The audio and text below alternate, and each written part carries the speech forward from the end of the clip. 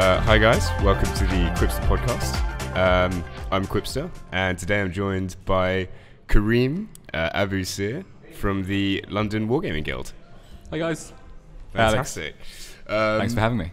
Yeah, it's quite alright. So, one of the reasons I brought you on was because I wanted to make you feel really awkward in front of a camera. Okay. In front of like the 100 people that are going to watch this. Yeah, hi 100 people. I do not feel awkward at all. I'm being charmed by Alex already. Oh, you know me. I try my best. The other thing I quickly have to mention is that there may be a little bit more noise in the background than usual because they're going to be doing a shitload of drilling. Yeah, a lot of drilling. Because yeah, they're installing the soundproofing today, and actually, so you know Paul. Yes, Paul Hanna. Yeah, so I rang him this morning and I was just like, yo dude, quickly, I'm doing a podcast with Karim. Do you mind if I I totally forgot to ask you guys, do you mind if I shoot today? And he was like, yeah, sure, but I'm not working. Yeah, it's good luck. Yeah, called Will from the previous podcast. And Will was like, yeah, okay, that's cool, but it's going to be super duper loud. And I was just like, oh, shit. It is nice to get this place soundproof though. Yeah. For the D&Ds and role-playing games. To be honest, just for 40k as well. Yeah. Like, one thing I'd totally forgotten, sort of like getting back into the game, is how you kind of have to narrate everything you're doing. Yeah. Or at least you kind of should. Yeah. And I think if you look at all the best like bat rep channels, they do that really well. Yeah, or they have a third person looking over it, Yeah. or depending, yeah. Yeah, literally. Or, yeah, even explaining what their dice rolls are. You need Yeah. 3 up here, Exactly. -1, yeah. All that kind of stuff. I think, I can't remember who mentioned it. I think it was some of the guys in the Frontline podcasts. They were talking about how, especially in competitive and in the ITC, I think isn't there a rule based on like everything's done by intention? Yeah, I'd imagine so. That's never came up in my games, even though I go to a lot of IC tournaments. Yeah. But yeah, I always make my intent really clear. I mean, I think that actually did come up last week or week before at Fun and Fluff. Oh, really? One of my spectators, one of I games, I forgot to shoot a bunch of cultists. Yeah. I just tired of traitors them next to a squad of guardsmen. Yeah. And I got to I did my first charge and I was like, I forgot to shoot my cultists. Yeah. And then his buddy who was watching was like to his friend, you should probably let him do that. There was clearly intent. He mentioned he was going to do it. Right. So maybe that's that's cool. yeah. So, I apologise. So we're getting over the end of this terrible cold. Yeah. Everyone seems to have a cold, and I'm super scared I'm going to get one. Oh, I'm definitely going to give it to you. I don't know. Oh dear. But as you're saying this, you know Ursel? Yes, yeah, that's Yeah. lovely. I know him from. I met him at a tournament in Easter, and we had a super fun game. Oh, he's a great guy. Yeah, it was pretty. It was one of those nutty games where loads of just crazy stuff happens. Yeah, I just had a lord with a jump pack killing everything. Oh yeah. And his wraith blades just went through my. It was hilarious. Super nice dude. Wait, he was playing Eldar? He was playing Eldar. Oh, that's weird. I thought he was only a Crimson Fist player. No, I think the Crimson Fist. He was working on it at the time, but he didn't have it ready for the tournament. Oh, his Crimson Fists are beautiful. Yeah, They look so nice. yeah. You can do a lot with that kind of dark regal blue. Oh, it's so good. I mean, I'm building Imperial Fists at the moment, but I'm looking at Crimson Fists and just being like, oh, they're so pretty. Oh, what's up? Your Imperial Fist is looking good though. I'm digging it. They are good, but I was just saying earlier, like, I think I'm doing them the most complicated, expensive way possible. How are you doing them? So, because I figure if you're going to buy Warhammer, you're going to have it for like 20 years. Yeah. Like, unless you lose it or sell it, you're going to have it forever. Yeah, absolutely. So, even though I'm contrasting these, all of the infantry are getting the Imperial Fist upgrade pack stuff. Nice. So, all the shoulder pads, all that kind of stuff. No bare heads, though. I refuse to do that. There's actually only one bare head in the whole army. Okay. I'll tell you about that in a sec. But yeah, the ones who can't have the shoulder pads getting the transfers. I'm doing nameplates for all of the sergeants, like up. So sergeants, captains, lieutenants. The important guys. Oh, exactly. And anyone who does something cool on the tabletop. Cool. Could that be a regular battle brother? Yeah, Like, yeah. Okay, Oh my God. sweet. I dig that. Oh, so it's so funny. I was so yeah. If anyone is watching this and doesn't know yet, I'm also a part of a YouTube channel called Warhammer, which is really fucking cool. Represent. Oh yeah. There you I was go. wearing my DZ TV shirt at the Fun and Fluff competition, but yeah. So I was talking to Liam. Yes. about a bat rep that Winters did, and Winters, I think, was playing a massive Apocalypse game, and he had a single Skitarii Ranger. I think he took the final wound off like a Warhound Titan. Yeah, I love the DZTV, the big Apocalypse game, because I think Winters has a Reaver as well, I think. Possibly, yeah, I don't know. I think he's got a Reaver Titan. So yeah, when the big boys come out to play for the Apocalypse games, it's always such an awesome watch. Oh yeah, but yeah, so that single Skitarii Ranger got like an extra backpack or something, so he could like pick him out. Yeah, which I love that kind of like narrative play. Absolutely. Like I think you got your list of deeds for your custodians. You've got is it a spreadsheet? Yeah, so I have this spreadsheet. All my custodians have. Have I actually showed you the spreadsheet yet? I haven't seen the spreadsheet. I've heard of it. Oh yeah. I think I heard of it when you were playing your custodians versus Liam's Black Legion. Did you mention it then? Yeah. You did. Potentially. So like I keep this tracker of, because every custodian is named, I keep a tracker of what each one does on the tabletop. Yeah. Like any cool stuff. And specifically for you're going to love this, specifically for my Trajan. Oh yeah, I know what this is. Yeah, you do. So I keep a tracker of how many one-on-one combat Abaddon kills he has, just because it's really funny. Yeah, that's pretty cool. I dig that. Actually saying this, talking about the fun and fluff and Abaddon, do you want to explain to everyone watching the podcast what happened to your Abaddon? So I did well on the first day, went 3-0. I had such an awesome time, 3 awesome, really fun games. My 5th game, I had a guy called Giulio, who I've always known since I've been back in London, basically, but I never got the chance to play him. So we had a really fun game against his Drakari. And it got to the stage where Abaddon charged out with 1 wound remaining to his Warlord. So his Warlord threw, I can't remember what the grenade, it's the Strength 1 AP dash grenade, which you can... Was it the frag? No, it's a Drakari one. It's like a hallucinogenic one. Okay. It's called Psycho something grenade. I can't remember. But it's like 2 points, you can buy it. So Abaddon went to charge his Warlord. So he's like, I'm going to throw this as a joke, a Strength 1 AP dash grenade at you. And I was like, yeah, sure, bring it. And this is an Overwatch, right? Yeah. So he's hitting on 6s. Yeah, so chucks it, it's on 6. And they're like, okay, cool. Well, Strength 1 8, versus Toughness 5, so you're wounding on 6. 6. I was like, okay, AP dash, 2 up armor save, 1. It was pretty hilarious. We honestly couldn't speak for 3 minutes. We were both crying like genuine tears of laughter. I just love that imagery. Yeah. It's just Abaddon running forward and just some like fucking guards or occultists just like conks him on the head. Like the worst thing about it, we had a little crowd at this point as well, because this was like near the end of the game. A lot of our friends had finished their games, and they were watching, and I was like, okay, this hasn't happened. He's fine. Also, everyone was weeping about Abaddon. Someone literally threw a rock at him to pick up through a rock, and he's like, all right, I've had enough. I'm teleporting out back up to Vengeful Spirit. Fuck this shit. Yeah, fuck boys. This shit. Yeah, it was hilarious. That's amazing. But for everyone else, it was very funny for me as well.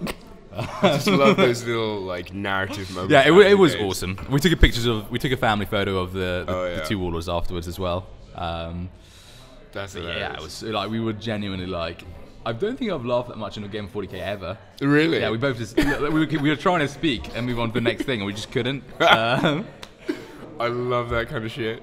Yeah, and it was fun to finally get a game against him as well. It was a nice moment to mark it with, because we've been planning on getting one in for ages. That's so cool. So yeah, that's not going in any annals though. I'm never telling. I'm burying that story. Like, this is the last time it's been mentioned in my life. Good thing the internet isn't forever then. Yeah. This is cut it. Yeah. Delete it out. But yeah, one thing I kind of wanted to go back to, and we'll come back to the competitive stuff in a minute. Sure. Is how did you get like into 40k in the first place? It's a pretty classic story. It's a pretty classic story. This guy called Al Wild. Okay. Haven't seen him in a decade at least. I was 7 years old, and he came in with the Battle for Macarago to school. Okay. And he went, "Oh, these are Space Marines." So how old were you? 7. I was 7 years old. Yeah, 6 or 7. So I was a pretty early starter. And he said, "Yeah, these are Space Marines," and we were like the nerdy group in school, so we were all the Star Wars fans and whatever. And he was like, "Oh, these are like kind of the superhuman Defenders of Mankind. So he went into the lore of them. And I was like, oh, that's really sick. That's pretty cool. So I went down to my local Games Workshop with my dad the next week. And I remember the guy was called Mike. I still remember what he looks like. Really nice dude. And I remember saying, oh, my friend just picked up these Space Marines, and he told me how awesome they are, and they're almost unkillable, blah, blah, blah. Oh, how times have changed. Yeah. He was like, yeah, they're just these defenders of humanity. I want something like that, but cooler. And that's strong enough to take on a Space Marine. That was my kind of criteria. And he was like, I have literally just the thing for you. And he showed me a box of Corn Berserkers. Right. That was the first box that I ever got. I think there's 12 in a box. I think it still is 12. Same sprue, same sculpt. Oh, they're so bad. Now, anyway. Well, yeah, it was 16 years ago. Oh God, we forget how long the timescales for these things are. Yeah, and I've not looked back. Just straight into chaos, and that's how I got into it. Awesome. And then So straight chaos. So, did you take a break while you were at uni? Oh, yeah. Or because like the typical journey is like, oh, I did it as a kid, took a break when I discovered sports and women, and then back into it as like an adult. Yeah, so it was literally all those things. Got to secondary school. I think I played a little bit in year 7, so my first year of secondary school. We set up a Warhammer club. Strong move. Strong move in the year 7 common room. Wow. Newspaper on the tables. I remember there was 4 of us. I was the only Chaos guy. I've always been like waving the Chaos flag. And I stopped kind of around year 8, I'd imagine. So I would have been 12, 13 when I stopped. Okay. So quite early. But I say stop. I stopped playing around then. I always kept in touch with the lore and the fluff. Yeah. See, this is one thing I've been thinking about, and I really hope you can't hear the drilling on the microphone behind me. But or drilling. I can't hear anything. Oh yeah, of course, totally silent. But this is something I've been thinking about for a while. Like, do you ever actually drop out of the hobby? Because like a lot of us like played a little bit of tabletop or a lot of tabletop when we were like 12 or whatever. And then read the Horus Heresy for the whole rest of the time. And then come back to it as an adult and like, oh no, I'm kind of caught up. Yeah. I was how dropped out was I? I was because I've always been like, I just love sci-fi. Like, it's like my favorite thing. I mean, I love fantasy as well, and I love Lord of the Rings and Dungeons and Dragons, but sci-fi is my jam. So I dropped out of the hobby, so I didn't play or whatever, but I'd still, if I was in Waterstones and I saw a 40k book, I'd be like, yeah, I'm picking that up. And I was still pretty much in touch with the heresy. I dropped a little bit behind, but I was still reading it actively. Until I was about 17, 18. So I started to take sport, rugby a bit more seriously. Okay. And you were one of the forwards, right? Yeah, prop. Nice. Captain of the first team at school, so I thought I was a big shot. Had a girlfriend. I was at an all-boys school, so met girls. Yep, I was at a all-boys primary school, so met girls, started going to house parties, whatever. You became a cool kid. Yeah, became a cool kid, right? And I was like, don't have time for this. And part of it is, people don't think it's cool. So that definitely that's a huge factor into like my decision making about whether or not I want to keep playing. I was like, it's not a cool thing to do. It's not a. So I was less outwardly nerdy, I think, during that period of my life. I completely mirror that. Only I was not good at sports at school, so I was like a nerd and also closeted about Warhammer. So I did myself no favors at all. But weren't you a fencer, or was that later on? No, that's much later on. Okay. I actually only got into sports at uni. Okay. It was such a weird journey because like I did no sports at school. Like literally none. Like I think I did inter-house. I went to boarding school, and so inter-house rugby was like a big deal. Yeah. So I got drafted into that. Scored a try. Nice. In like year 10. Take those. Yeah. And beyond that, didn't do anything. It was always like because I've got 2 siblings. Me, my brother, and my sister, and I've always been like the smart, the intellectual, nerdy one. Like does lots of reading, like into books and all this stuff. My brother has always been the sporty one. Is he older, younger? He's younger. Okay. So I'm the oldest. But so my brother is currently a pro cricketer. Oh, amazing. Yeah, which is why his body is falling apart. Yeah, cricket, the repetitive motion. I think just sports in general are bad for you. Yeah, for sure. Like, everyone thinks like, oh, do exercise, it's good for you, not for your joints. Yep. But it was always so funny. So like I was always like the smart one. My brother was always the sporty one, and my sister's the annoyingly perfect one. Okay. Like captain of every team, top set for every class. Classic. Like it's just annoying. Yeah. Just showing the rest of us up. Fair. But I remember back in the day dragging him along to Games Workshop. Oh, I did the same with my brothers. Oh yeah. So it was the classic. Yeah. And they were like, "Why are we here?" I mean, they secretly love it, right? Oh yeah, no. Yeah. My little brother didn't mind it. My older brother hated it. I have two brothers. Okay. An older brother and a little brother. I'm super close with both of them. Awesome. My older brother used to be better at painting than me because he's naturally super arty. Okay. He does a lot of art in his spare time, and it's one of his outlets and releases. So he actually painted up a lot of my original units. We'd split halfway. Because it's quite a wholesome thing for your parents to let you go and do. Because like I've lived in South London, I was born and raised in kind of Thornton Heath, Selhurst area. Oh yeah. So my mum used to be like, "Oh, you can go to Games Workshop. That's a pretty safe place for you." It's better to, than like, a gang. Yeah, exactly. So it was like we had free reign to go there basically, like Nice. over the weekend whenever we wanted. Yeah. I mean, it was kind of similar with me, although my parents took one look at me and they were like, there's no possibility that Alex is joining a gang. Yeah. Okay. Zero danger. Yeah, because I mean, I'm from Watford, but Okay, yeah. at the time I was going to school in St Albans. Okay, yeah. And St Albans is not known for having a lot of gang activity Okay, or that's like pretty fair. trouble. But yeah, I was there every Sunday for the young bloods or whatever. Yeah, we used to have this similar thing, and I used to go just because the only color I had was corn red. So I needed some art. 'Cause I actually painted my berserkers up as world eaters originally. Okay. I painted everything as they came on the box. So I so I see. needed the rest of the colours. So I would go to my young blood thing because there was a couple of paints spare. Very nice. But yeah, I do like Games Workshop Croydon in particular has always had a really thriving schoolboy kind of element, and it's just such a nice community to be part of because you've got your sports team, you've got your kind of your family life, and then you've got this kind of little nerdy section of your life you can do your nerdy stuff in. For sure. I mean, I don't know what it is about maybe being young, or there was something every time I would walk past the Games Workshop, Yeah. and it was kind of magic. Yeah, Like you just walk past and be like, holy shit, what is this? I mean, I remember the first time I came here.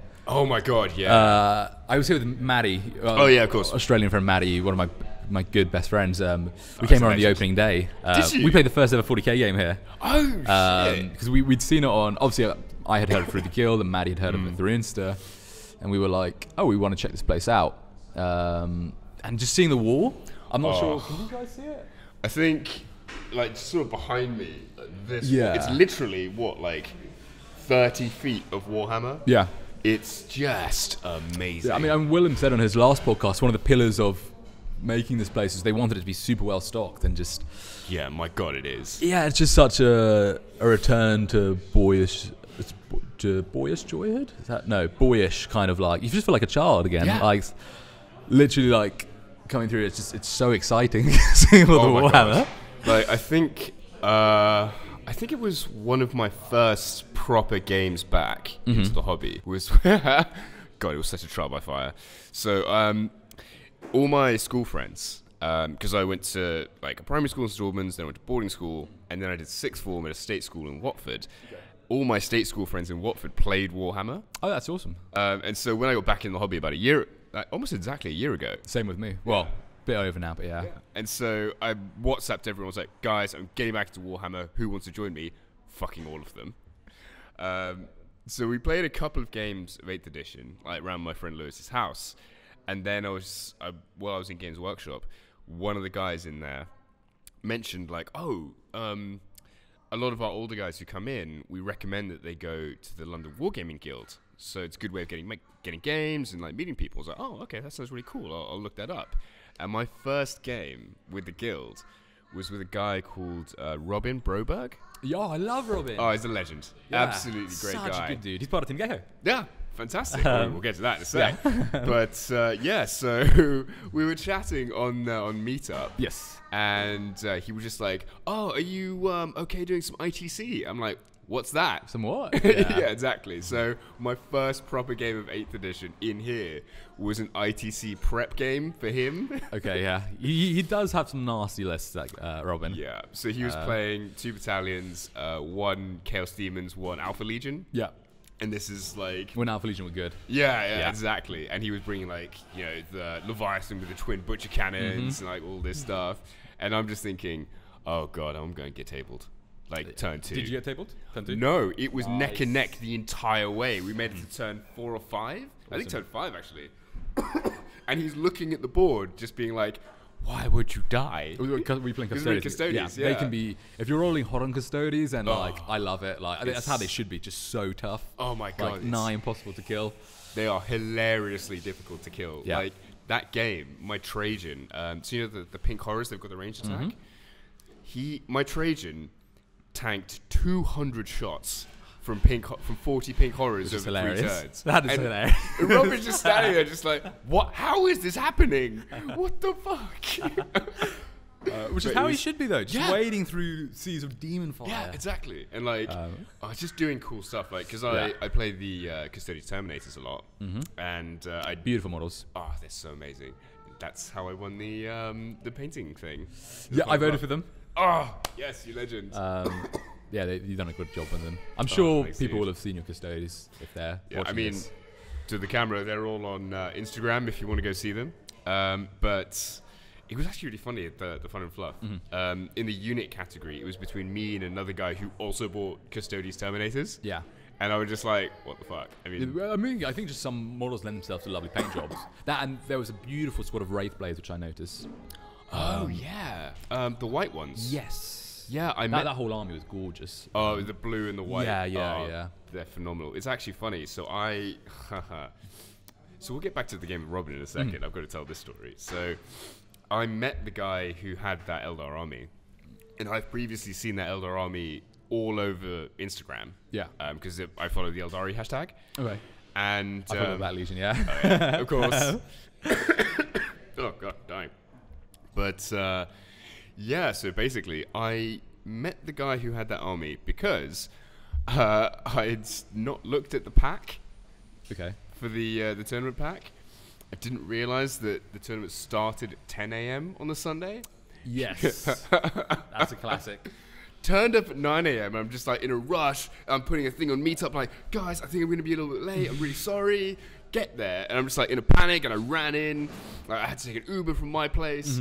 And then like I rock up. I'm like, oh, where is everyone? And there's another guy standing there. He's like, I've done the same thing as you. And he had a beautiful Eldar army. Yeah, literally. He just had his big box full of Eldar. So it was worth coming early. Yeah, we just went to have breakfast together. It's funny, actually, because I did the same thing at the last one. And that's not how I met Boris and Willem. But I already knew them beforehand from here. Of course. But it was how I had a sit-down coffee with them. And Boris complimented my choice of a smoked salmon bagel. Like we all were, they were just there early, but I messed up. Came at 9 a.m. on the Sunday. And then Boris was like, Amiga 3, good tournament prep. And I was like, and I was there with my bagel, like, yeah. That was my intention. Yeah, exactly.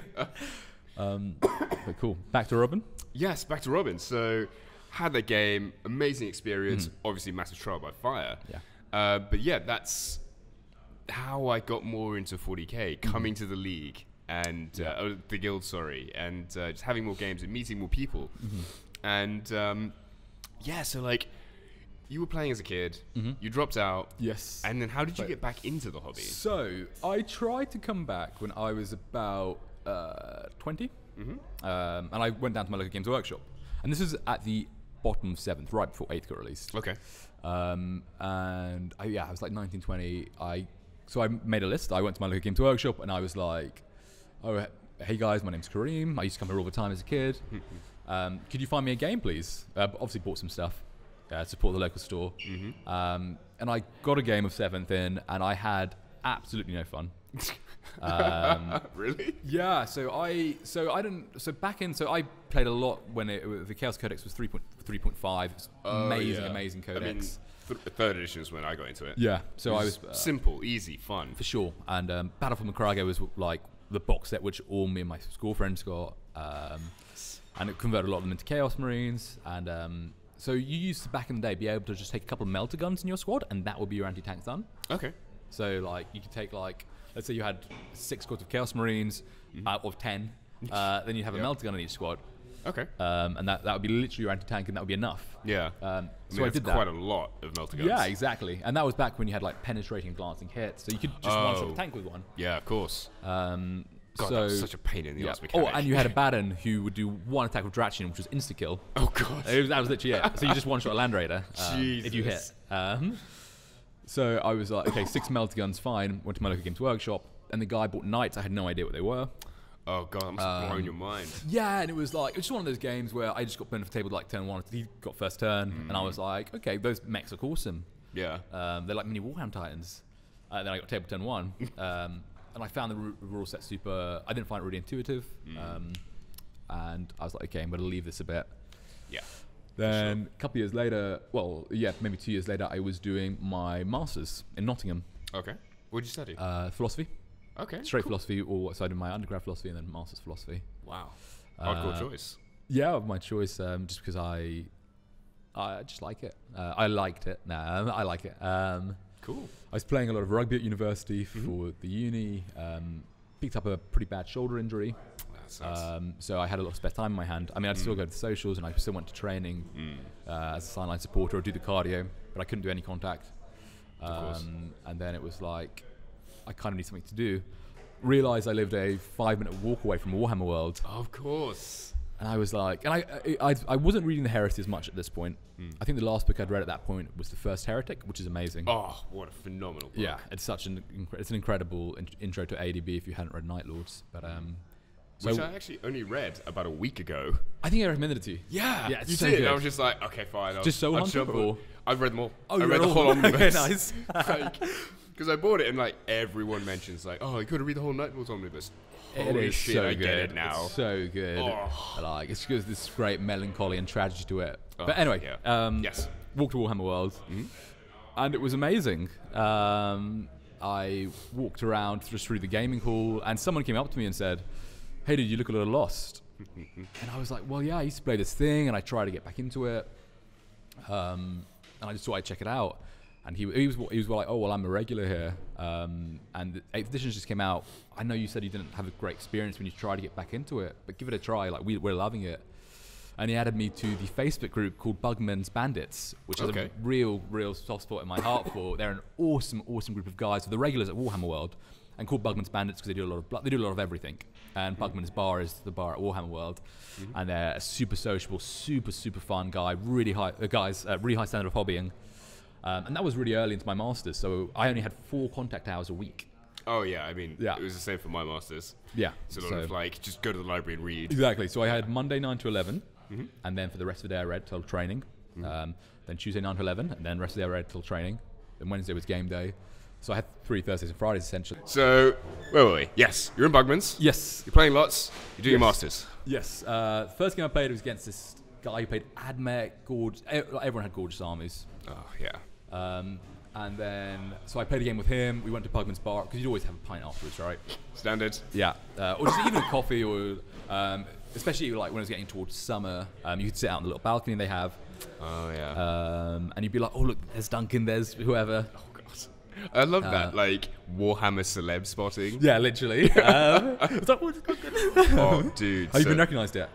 No, I haven't. Okay. I haven't, not yet. But there's like, I'm in a couple of WhatsApp groups, and one of them, people just like, oh, look, it's the celeb piping up. Yeah. And I'm just like, guys, I've been in 2 videos. Yeah. Come on. I mean, I did give a fist pump when I saw you in that video, the first video. It's like, yes, Alex, represent. Man, it was so cool.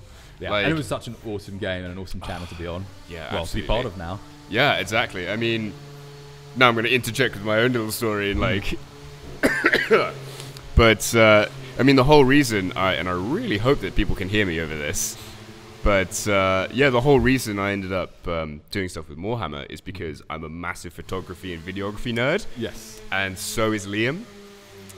So Liam always pipes on about the Warhammer Discord server. Yeah. And how it's like, it's cool. I love Discord. Oh, it's amazing. It's amazing. I think this place should have Discord as well. Yeah, I offered to set one up for Boris before. Dude, I did half set one up for this place, and then we were just like, no, don't worry about it. We'll stick to Facebook. But and I get it. But so Liam in every single video always went on about like the Warhammer Discord and how it's the coolest place. You should go there. It's crazy. And after a while, I was like, you know what? I'm gonna check it out. Yeah. It's like £2 to join. Who gives a shit? Like, fuck it. Yeah. Got in there, started getting a bit involved, started posting some stuff, and I was like, holy shit, this is actually great. Yeah.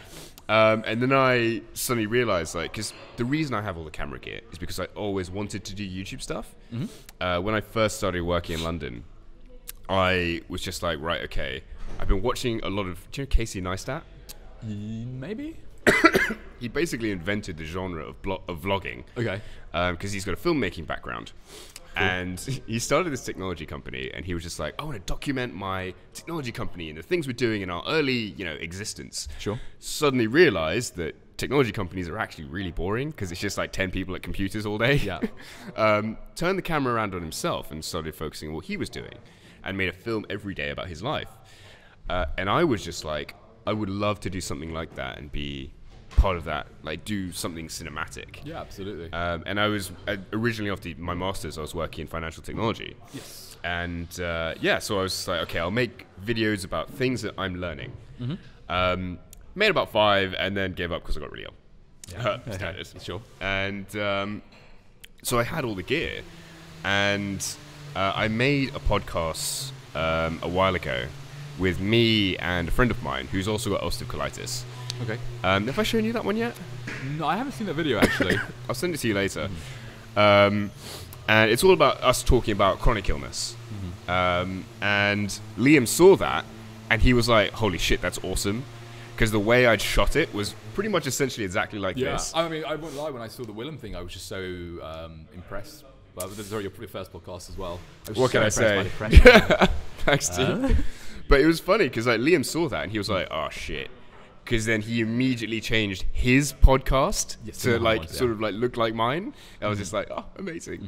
So we were chatting on WhatsApp for about a month, and eventually I became one of the gold Patreon subscribers. And then he was just like, "Dude, let's have a game." Yeah. So went down, had a game. It was the Black Legion versus Custodians one. Oh, it was so good. But then after that, he WhatsApped me on the way home, and he's like, "Dude, I'm gonna take the challenge to the next level. I want to build a team." So he got me and another guy called Chris on board, and like Chris has a filmmaking background or like a video production background. Sure. And he was like, "Yeah, I think we can do some cool stuff together." And I was just like, "Fuck yeah. That sounds great." Let's do it. But talking about YouTube celebrities, it's funny talking to him and Winters about like that kind of Warhammer niche celebrity. Huge followings. Oh yeah, like tens and tens of thousands of people. Absolutely, and like, gee, I'm coughing and spluttering everywhere. But the thing I think a lot of people don't realize, especially about YouTube and creators, is that it's you in your bedroom or you in your office just making videos. Yeah. There's kind of like not much contact with anyone else around you. So like, especially, I think Liam told me a story about he got recognized in B&Q. Like this guy ran up to him and was like, "Oh my God, you're Liam, like, Warhammer, can I take a selfie with you?" And he was like, "Yeah, all right, but why?" Yeah, it must be really surreal. Yeah. I'm waiting for the day when you get recognized. When we're out one day playing a game and someone runs up. It's like, "Oh my God, it's Warhammer Alex, it's Warhammer Quipster." Yeah. Oh, that'd be so funny. That would be hilarious. But I'm actually dying. This is terrible. Do you want a glass of water? Yeah. Okay, let's pause a sec. We're going to take a quick break, and I'm going to get some water. And we're back. Where were we? Welcome back. We were talking about your intro to Warhammer, and Liam being recognised in B&Q. Yeah. So yeah, going back to sort of like your journey back into the hobby. You're at Nottingham. Yes. You're playing at Warhammer World. Yeah. So you're playing throughout your whole masters. For most of it, yeah. Okay, and then when you moved back to London, how did you like discover the guild? So through Reddit actually. Really? So can you remember? So I've been back in the hobby for probably about a year and a half because I sort of half my Masters I played through. Can you remember LGT? Not the one that's just gone, but the year before. The one that's just gone was phenomenal, by all accounts. The one before I heard bad things about. So, we've got a lot of love for Zach and what he runs. He runs one of the biggest tournaments in Europe. He's a member of the guild, and he's an awesome dude. I've not had the pleasure of meeting him, but you hear lots of good things about him. And because they were leaning towards a more competitive format, they wanted standardized terrain on all tables. And they did this by basically, I think it was a mix of like styrofoam or insulating foam or stuff like that, by cutting them into particular shapes and line of sight blocking multiple like terrain pieces on multiple tables, all uniform across all tables, but it was just unpainted foam essentially. I see. So a picture of it went viral because obviously people paid tournament prices for, for a 2-day event with unpainted terrain. Yeah. And it wasn't just unpainted like GW terrain, it was just like kind of unpainted sculpted foam. So a picture of it went viral across social media, and one of the places that went viral was on Reddit. And one of the comments on it was, if you like good terrain, just check out the London Wargaming Guild. And I was still in Nottingham at the time, finishing my Masters. And I was like, I replied to it like, oh, I'm actually moving back down to London and I'm a little nervous about how I'm going to meet a group of gamers. What is it? And he was like, oh, just look it up and meet up. You'll love it. So I looked it up and I saw that they had a Fun and Fluff tournament coming soon. So this is literally this time last year. Okay. So I was like, oh, I like fun and I like fluff. Like, it sounds perfect. I'm all about these things. Yeah, literally. So I got there. And so I moved back down to London, got to Shepherd's Bush Dark Sphere, which is where the event was being hosted. I think it was a 60-person event at the time. It's larger now. But I was super nervous. I kind of got there with my Chaos Space Marines because I'm a Black Legion collector. It's basically all I collect in 40k. I got lots of it. Excellent. Got there and kind of twiddling everyone seemed to know each other outside. And I was like too nervous to introduce myself to any of these groups of people. Oh yeah. So I kind of just stood there outside the event with my bag, kind of like, hey guys. Literally. Got down and had my first game against this guy called Jake Wibberley. I feel like I know the name. You'd recognise him. Yeah. He's British, but he's Aussie accent. He lived there for like 10, 15 years. Okay. Classic Aussie in London. Nice. Feel like Matt. Yeah. So he's got a lot of beautiful armies, and I played against his World Eaters. Okay. I was playing Black Legion Corn Berserkers. So back then, that would have been the time where Chaos Marines were really bad.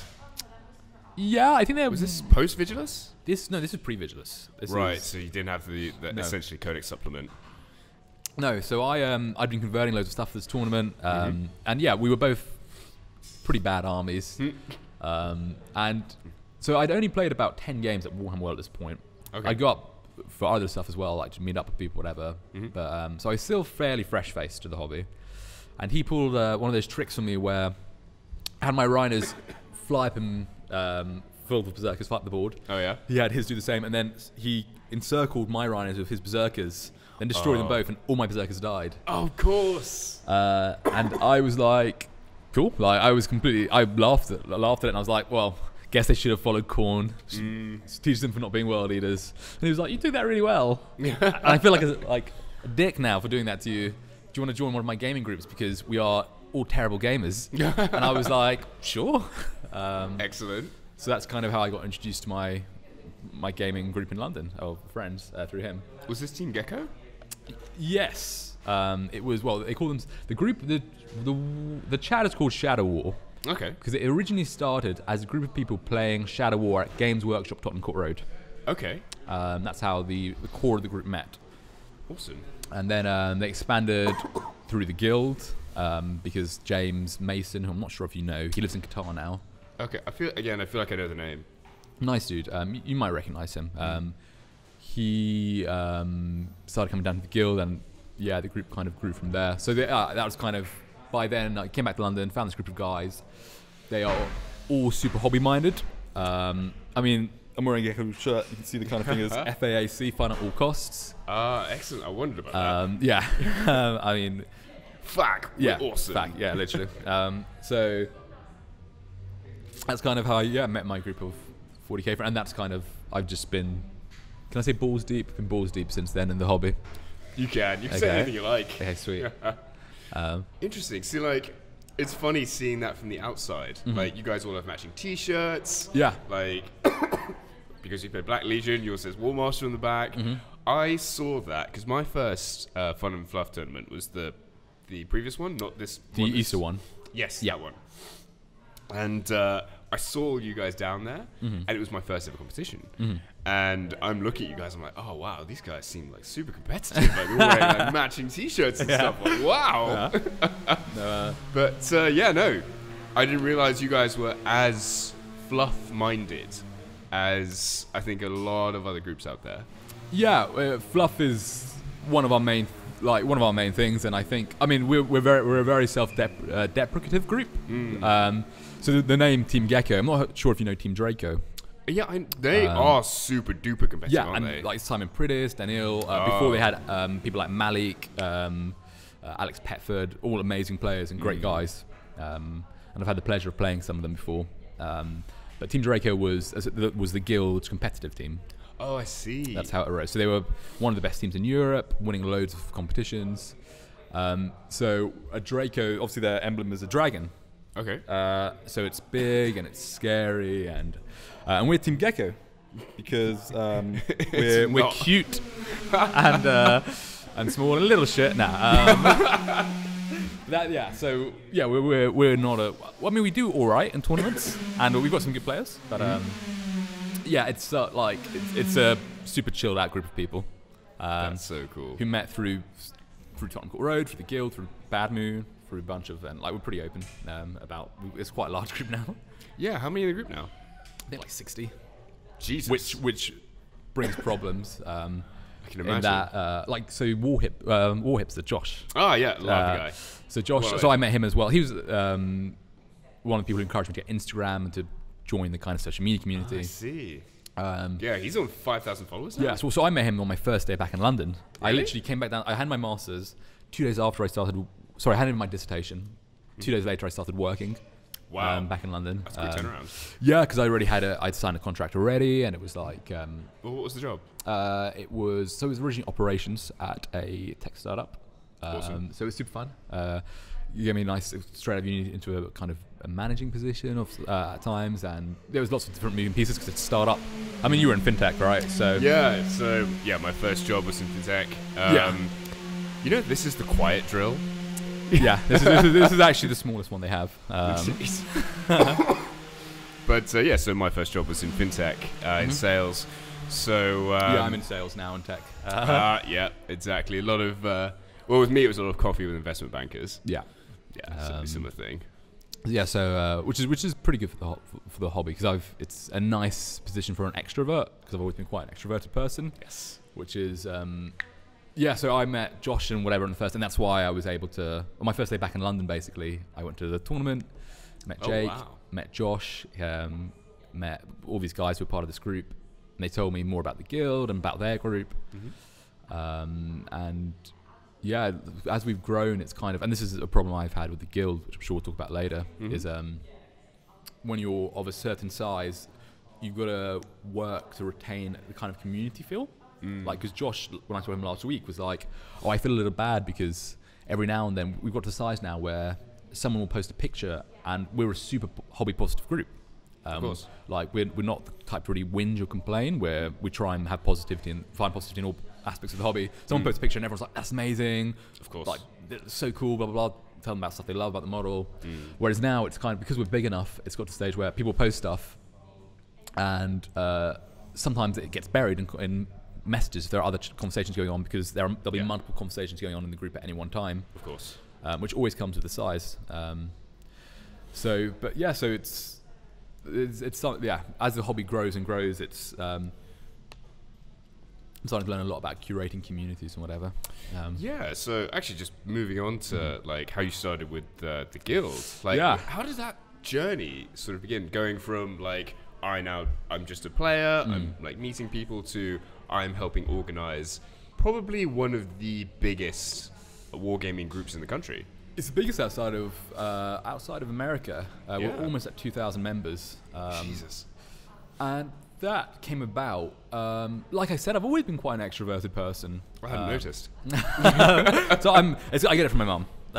She's super chatty, and I've always had we have 3 siblings, all similar age. Yeah.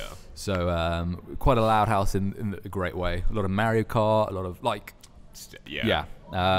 3 guys, a lot of competition. Yeah. Sports. Well, exactly. My little brother's a rugby player as well. Oh wow. So yeah, super close with all. Anyway, I was going to the guild. So the guild run Mondays and Tuesday nights in central London, a couple minutes away from Covent Garden. So I was just playing there in the Kill Team campaign. That's how I got close with Maddie. That's how I met Maddie. Yeah, Matt plays a lot of Kill Team. Yeah. So I met him there. I met a lot of guys there, and initially you think, I think around then it was about 1,400 members. Okay. So this would have been sort of almost this time last year? Yeah, exactly. Yeah. So yeah. Okay. So a little after Fun and Fluff. So you kind of get there and you think 1,400 members. They've got this awesome. They sold out the Fun and Fluff 60-man event pretty easily. This must be like a pretty big operation with a lot of people behind the scenes. Yeah. Until you realise it's not. It's just Pete. Yeah, it's just a couple of guys like just sacrificing a lot of their free time. It was Pete and Richard Gwatkin at the time, who's an incredible player, incredible dude. Oh, really nice guy. I had a long conversation with him after the Fun and Fluff, actually. He's such a nice Legend. dude. And I want to get him on this podcast if I can. Get him on. He won Heat 3 last year at Warhammer World. He's a fantastic player, and he's, in my opinion, one of the finest TOs in the country. Interesting. He's got such a good grasp of rules, and anyway. I digress. So I just started helping set out tables and stuff like that because we are a community first and foremost. When you come to events and whatever, I'd be like, "Oh, do you want a hand?" And they'd be normally like, "Yeah, sure, why not?" And Pete, the founder of the guild, he founded it in like 2014, 2015. Yeah, it was a while ago now. Yeah, and it was just a couple of guys in a pub at first in Wandsworth, in Clapham.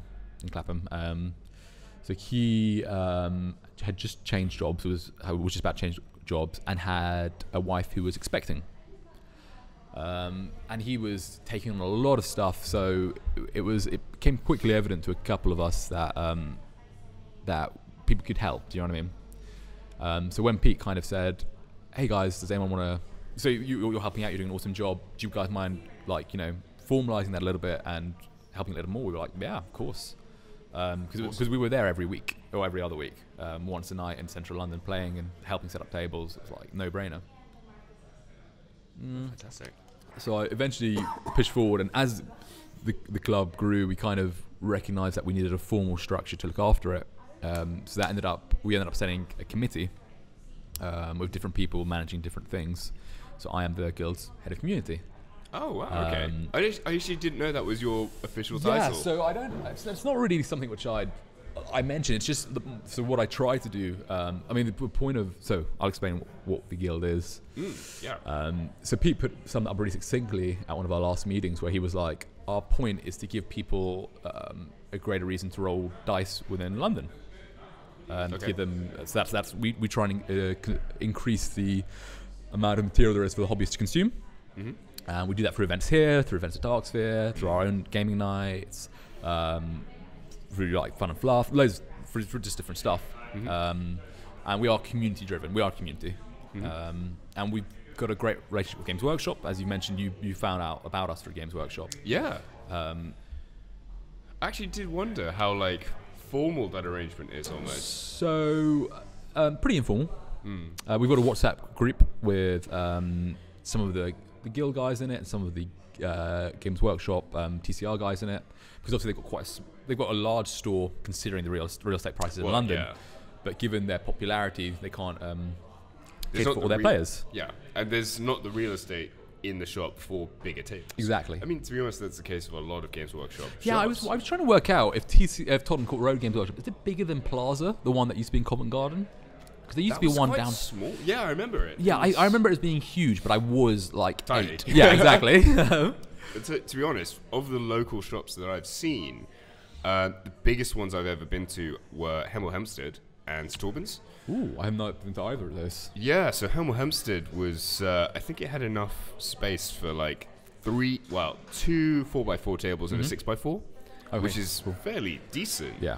And St Albans is where I used to play all the time. It had 3 4x4 tables and then a small painting area at the end. Yeah. So it was like fairly big, and you could have quite a few people there. I always love the biggest ones I've seen are the ones, aside from Warhammer World, No, of course. are the ones that stretch over several floors. Like there the is. hell are those? So there's, I'm not sure if it still does, but Games Workshop Bromley, Okay.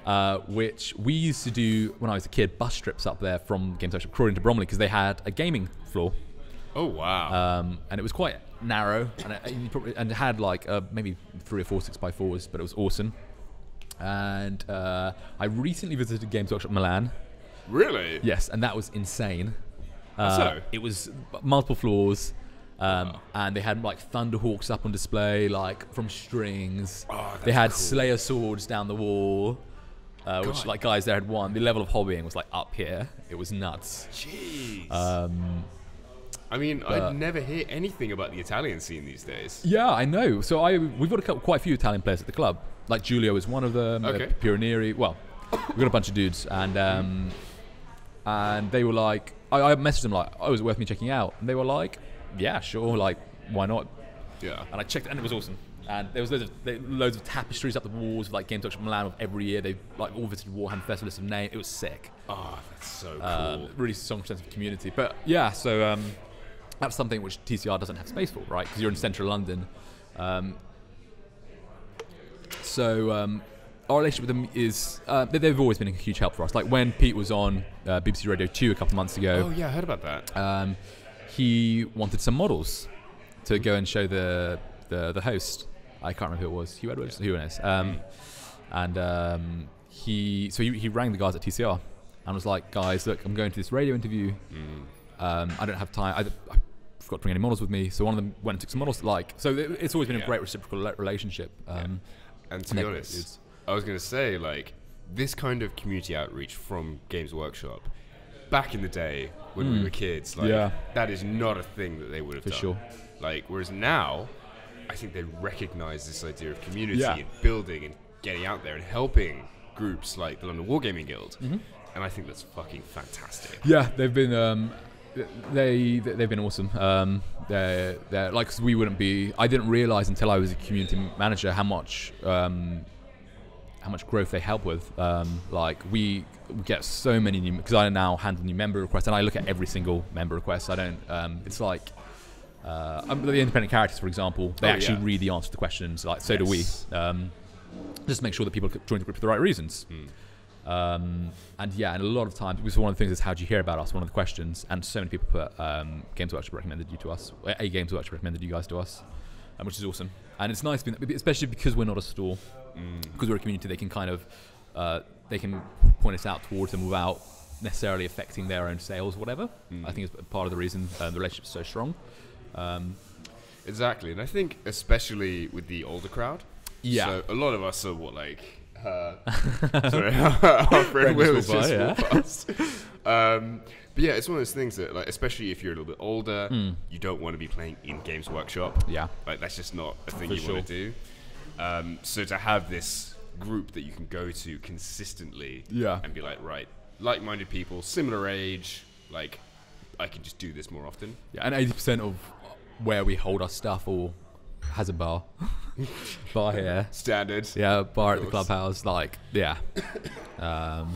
Which is, it caters for the slightly older crowd, which is nice, because in central London at 6 or 7 p.m. on a weekday, you're not really going to get that many school kids or whatever, but there is a huge appetite from a larger audience, which is what we try and help out with. Oh, brilliant. So, in terms of the guild, you've got this community management now. Yes.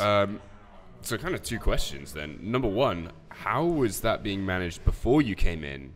And like, what have you done to sort of change the practices? So that's been a lot of what all of our work has been in the past X amount of months. So it was all managed before by Pete, basically. Jesus. And part of the reason he got us on board was like, he recognised that he was a bottleneck, because we got to the stage where we're so big now.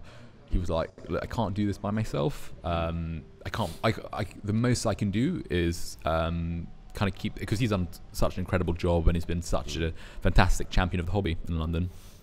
But he was like, I can't continue growing despite as one person. I can, maintain it, but I can't try and improve it.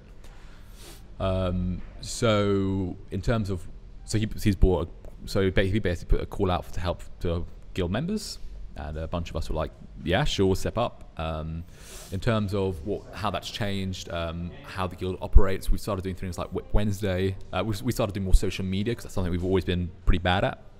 Actually, yeah. So there was a video you guys put out. I think it was like, it begins with Pete talking about the guild, how we started it. It's on YouTube. Yes. That was one of the things that persuaded me to come to the guild. Yeah, because stuff like that is so helpful. And the same with me, actually, because I had just started playing there, and then I saw the video and I was like, okay, this is what they're about.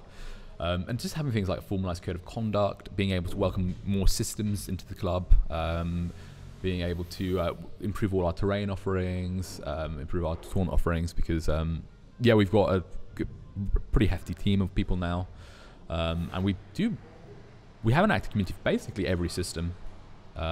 Like we've got, obviously 40k is the biggest, but Blood Bowlers, we have 60 people in the league. Wow. In the main league and the 20 in the junior league.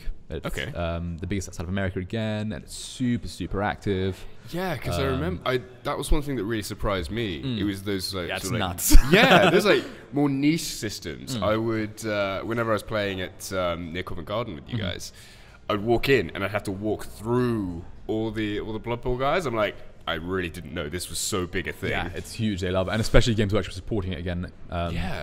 It's already kicked off. So yeah, we basically, since we now run campaigns for basically most systems. Since we've changed around, Blood Bowl has always been huge. The Blood Bowl commissioners, so the original commissioners of like Mark and whatever, and the current ones of like Rory, they are all amazing champions of Blood Bowl and the hobby. And we've just been able to kind of start growing again, which has been nice. Well, we were always growing under Pete, but start managing it. That's really cool. And it's nice because Pete's been doing this for years and years, and he has so much insight into how everything works.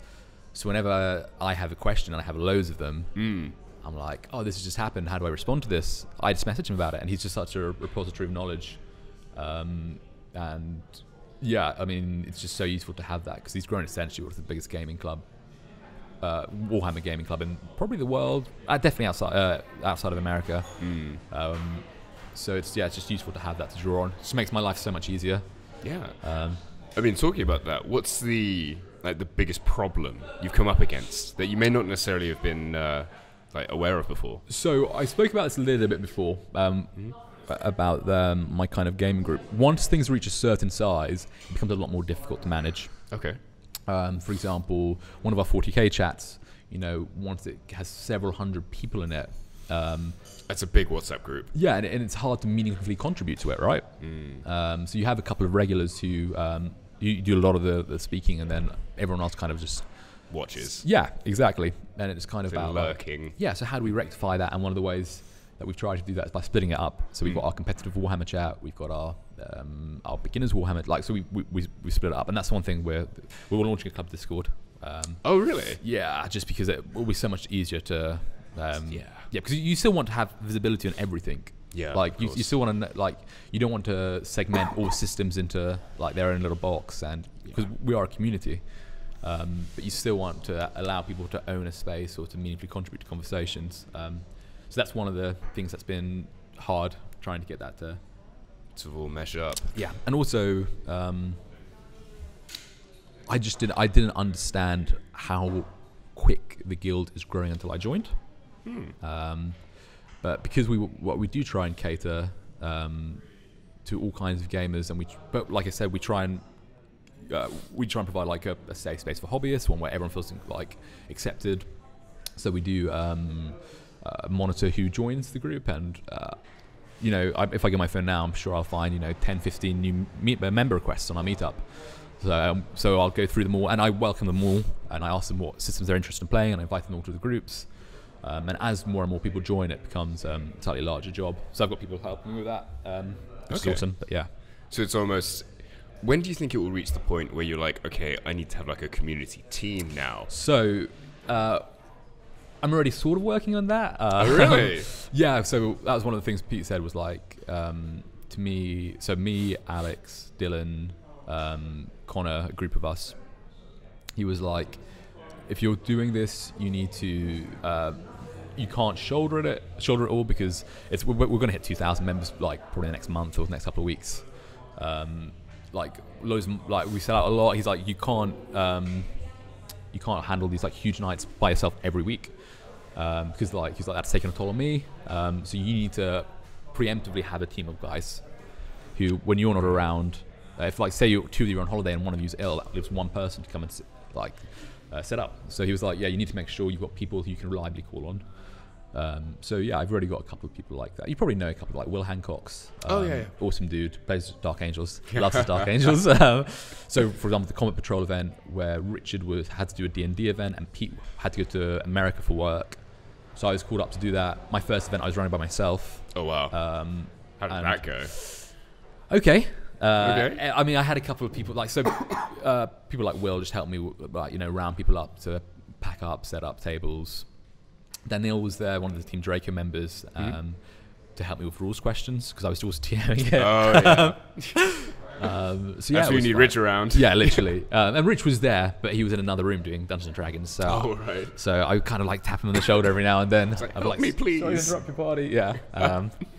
But yeah, I was making sure we got the team there as we start growing. As we continue growing, it's really important. Right. So you're building in that kind of scalability. Yeah, and it's like I'm meeting Paul Groom later today, and so Paul's one of our 40k players at the club, awesome dude, and I really wanted to run a narrative 40k event, and he also really wanted to run a narrative 40k event, so he big map-based one.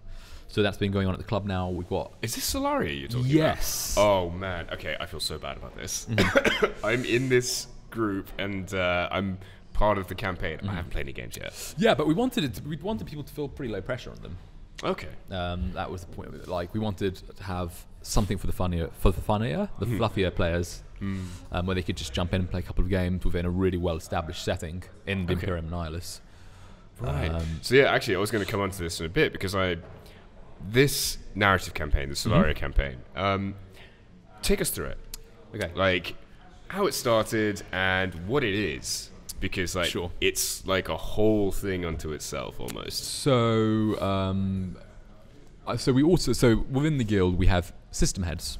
So we have the heads of Blood Bowl, the head of AOS, and their job is to basically run the tournaments and put on events for people. I'm the head of 40k. Big responsibility. I know, right? I sounded like an arrogant thing to say, but it's just like I kind of was like, okay, I'll do it. Like someone's got to put their hand up and try and push stuff. So one of the things I really wanted to do was a narrative campaign because you hear about awesome narrative campaigns at places. And James Gallagher, I think it is, at Warhammer World, one of the guys in the team, had written an awesome article about running narrative events. And I'd run narrative events before for the Gecko guys with my good friend Maddie. Yeah. And we always had awesome turnouts for them. I had such a laugh here. We do weekends here. Oh yeah, like with like dueling generals and stuff?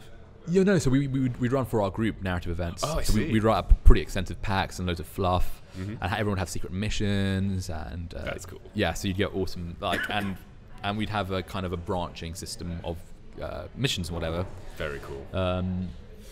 So I kind of wanted to run something like that, but on a larger scale, and I wanted to really ground it in the fluff. And Paul Groom was like, yeah, I want to have a map-based campaign. And I was like, awesome. I wanted to do a narrative campaign for a while, a larger one, because the ones which I do with my local gaming group go amazing. Like they're so fun. They're so fun. So we kind of set down a couple of ground rules. We made it only Chaos versus Imperium. Okay. Which was a tough decision. Yeah. Why? Because we really wanted to establish a narrative. Okay. Like in and above. So, and we will have campaigns for Xenos players later, and we've already got a couple in the works. But we really wanted something where we could we could put forward a really clear setting and carve out our own little space, because the Imperium Nihilus allows you to do that. Like the Imperium's gone to shit. Yeah, it has, and a lot of people don't realize that. Like, but half of the galaxy is just in such a terrible state. Yeah, half the galaxy is literally fucked. Yeah, literally, and you don't, and obviously it was cutting edge stuff, and it still is. And if you read like Spear of the Emperor by ADB, I was literally about to mention that. Yeah, it's What an amazing book, story. and the Imperium are really up against it. So we thought that made for such a compelling narrative because the Imperium's always been up against it, right? It's like it's a behemoth that's still going from momentum from 10,000 years ago. But we wanted to really like tell a story within this. So that's what. So we made only Chaos versus Imperium. We wanted to ensure that people approach it the right way. So some of the missions are just unbalanced. Like amazing. I know that sounds like because a lot of us play competitively and whatever, but this is because the London scene is quite competitive. I think you'd agree with. Yeah, fairly. It's just pretty high standard. Yeah. In terms of gaming, especially when I was up at Warhammer World, it's super chilled. In London, a lot of the tournaments here are competitive facing. I think other than fun and fluff, a lot of the tournaments here are quite competitive because it's all part of the ITC circuit, right? Yeah, I mean, if you've got London being the home of the LGT, yeah, like 400 player. But I think as well that comes with the territory of just having so many people in one place. London's one of the biggest cities in the world. Yeah. You're going to have a concentration of players. They're going to want to be fairly competitive. Absolutely. And so that was something we were trying to avoid. Obviously, we want players to be competitive in that they want the Imperials to lose. But so yeah, we set up a couple of ground rules where we wanted it to be super narrative. Like narrative was our focus, and storytelling was our focus. So a lot of the rewards and stuff. So we put a reward system in place where you get additional command points or relics or additional warlord rules, which some of them are quite overpowered. Yeah. For writing fluff and writing battle reports. And so we announced all of it. We wrote pages and pages. Like I met with Paul frequently. We wrote pages and pages of fluff. I mean, we've probably got 10 or 15 pages of fluff. I've read some of it. Yeah, but then the thing is, we didn't want everyone to read all of it. We just really wanted to establish this world or this system within the Imperium Nihilus that is up against it. That has, by chance, an Imperial relief force has found its way there, like against all odds, and set that kind of stage. And that's we just had an overwhelming response.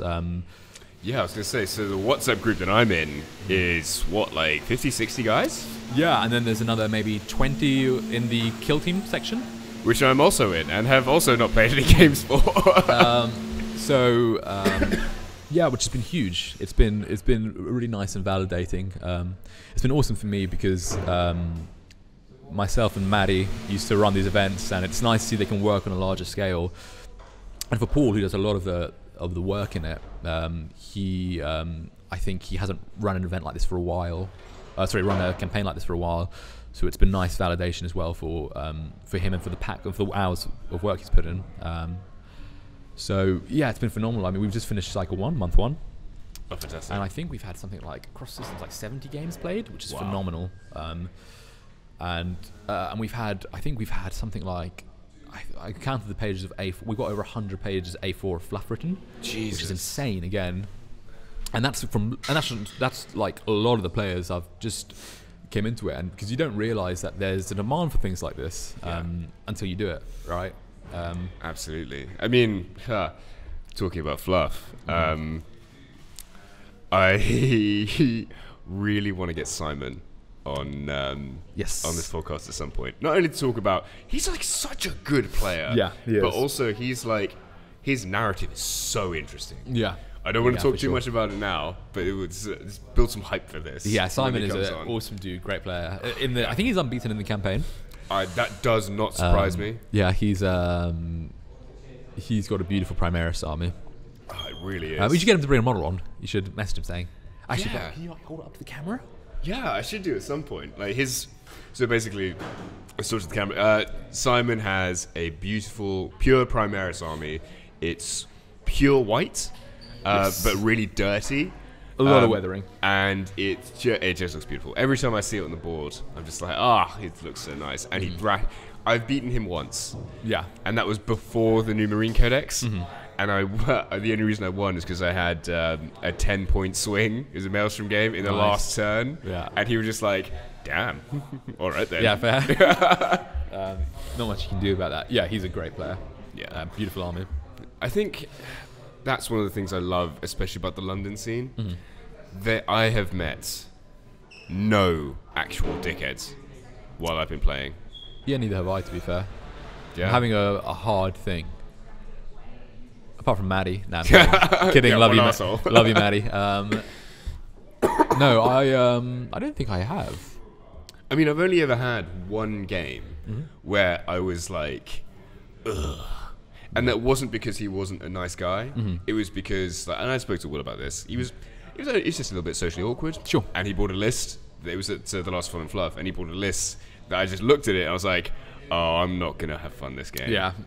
It's just kind of... Yeah. Yeah. It is what it is, and it wasn't. Yeah. He was a nice guy, but yeah, I was just when we talk about like sportsmanship and nice guys in the hobby and wankers. Have you seen that video Stephen Box made? Yes, I have. Yeah, so this is a video on Vanguard Tactics, and I thought it was Should we name drop who it is about? No, I'm kidding. I think like that name gets mentioned in the comments of that video quite a lot. Yeah. Yeah, it's a really interesting video. And I think you were talking about it. Oh, actually, you were talking about it in the Willems podcast, and that our hobby can sometimes attract people who aren't necessarily who they're slightly socially awkward. Yeah. And it's awesome that we can cater for them, right? Because a lot of these people maybe necessarily don't fit in or don't have don't have social groups in other areas of their life. So it's awesome they can find a place here. But sometimes things kind of mix together, and you end up having bad experiences in terms of gaming, whatever. I've been super lucky. I've been playing for pretty frequently for quite a while now, and I don't think I've had I don't think I've had really any bad opponents. I've been super lucky. But yeah, you hear some horror stories. Yeah, absolutely. But I mean, in terms of especially like the guild, you've got almost 2,000 members now. How is there like a procedure in place for a complaint, or if someone's being a problematic player? Like, have you had to throw people out? Yes. So that is something that we put in place when the new committee came in, because it was before it was done ad hoc, and we did have a rough set of principles and whatever. But something we worked on with Pete leading the way on it was our code of conduct that we expect our players to abide by. Because like we said, we want to be a safe space for players. We want everyone to have fun. We want to be inclusive. So yeah, we've had to... Sorry, listeners. Sorry about this. Yeah, soz guys. They are drilling. I mean, it looks like they're almost done on that wall, but then there's a couple more walls to go. I love the irony that they're drilling in the sound insulation during this.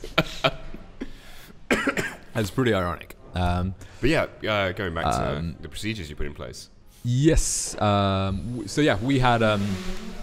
so we have different ways we expect our guild members to act, because they're representatives of the guild. If you're a member, if you come to play, you're a representative of the kind of players or the kind of environment we want to be. So yeah, we wrote a code of conduct, which is pretty straightforward. It was just, I mean, obviously we went back and forth over the wording, but it boils down to not being a dick. Like, it's pretty simple. Like, we've had to, I mean, it's actually it's super well received.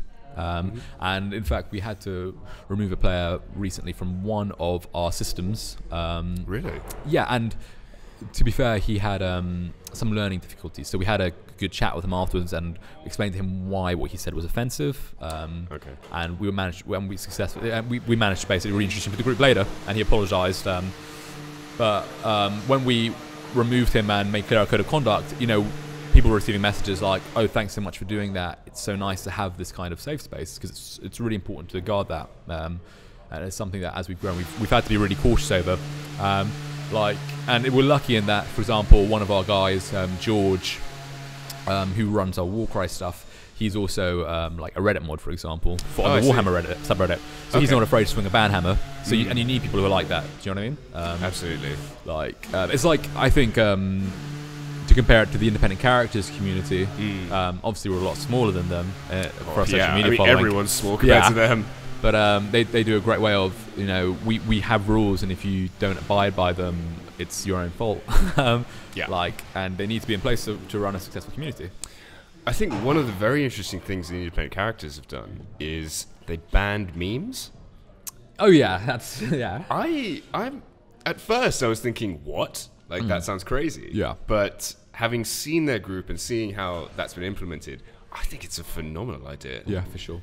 It's because I think there are toxic parts of this community. Absolutely. Especially online. Yeah, especially Facebook, I find, as a platform, can be super toxic. Exactly. And it's this interesting kind of disconnect almost between the tabletop experience of Warhammer and this online experience. Yeah. Because tabletop, especially in London, basically everyone's nice. No one, there's very few dickheads, there's very few like silly comments, like all this kind of stuff. Online, holy shit. And I wonder why there is that disconnect. Does that just typify the normal disconnect you have between real life, people are dicks online and nice in real life? Or is that something about the hobby in particular? I'm not sure. I think it's just I don't know. I think part of it is when someone is so heavily invested in something, they're bound to be dicks eventually. Well, not bound to be dicks eventually, that's wrong. But people also love the hobby so much and the fandom is so passionate that sometimes comes across, a lot of time that comes across in a toxic way. I think that can be the case. I'm dying. However, one thing that really surprised me is, so far with Warhammer, I've done 2 videos. Yeah. The announcement video I did and the bat rep I did with Liam. Yeah. And holy shit, I have never experienced anything like that before, because the comment section of those videos, I have never been complimented so much and so well by so many heterosexual men all at once. Oh my god. Like, one of the actual comments was, oh my god, Alex is flowing with visual charisma. I was like, oh my god. You're like, yeah, guilty. Yeah. So like, I love that, like, especially, I think especially the narrative-based community. So Warhammer, DZTV. Yeah. The guys that I think are attracted to that tend to be very, very, very supportive. Yeah, they're chilled out. Yeah. They're chilled out dudes. And it's nice as well that sort of the London Wargaming Guild has sort of taken on that kind of spirit. Yeah, and I think it's a really important thing to do, because even though we do have our clubhouse in Seven Dials, we are a community first and foremost. Like, and which means you've got to be super protective of it, and you want to try and dictate how it operates. And that's something which has been a challenge for us. Like, how do we get people to be nice and and productive and wholesome and be not toxic? Because when you've got a huge community, like obviously some people will be like they'll be unhappy with Games Workshop or unhappy about one of their games or that sort of thing.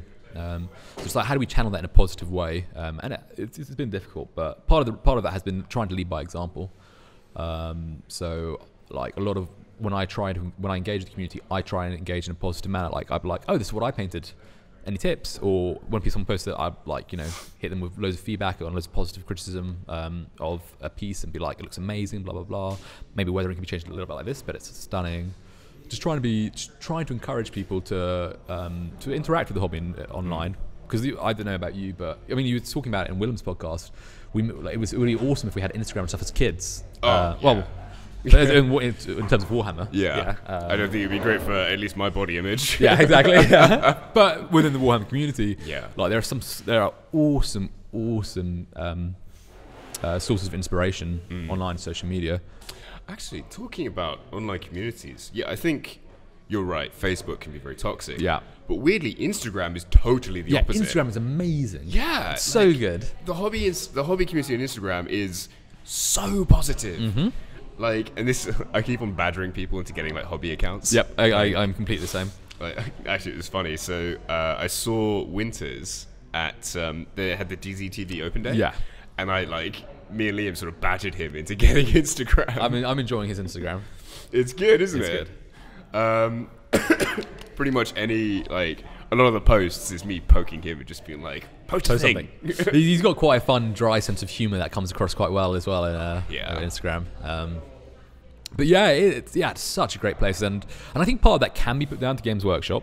Oh, really? I think, the social media kind of shift as a whole, because they are so interactive with their customers now. Now, yeah, absolutely. Yeah, and part of that can come down to people who are leading the way, like the independent characters, like Warhammer, like Tabletop Tactics, like all these guys who try to encourage a positive hobbying. And Instagram's awesome for it. Reddit's also very good. See, I've moved away from Reddit recently. It's good. There's a 40k lore subreddit, which is really good. I should get in that. So basically, 9% of the posts are people post excerpts of the book and discuss it. And it's actually wildly popular, and it's super good. I love stuff like that. Yeah. Actually, talking about this, do you ever watch a YouTube channel called Wolf Lord Row? No.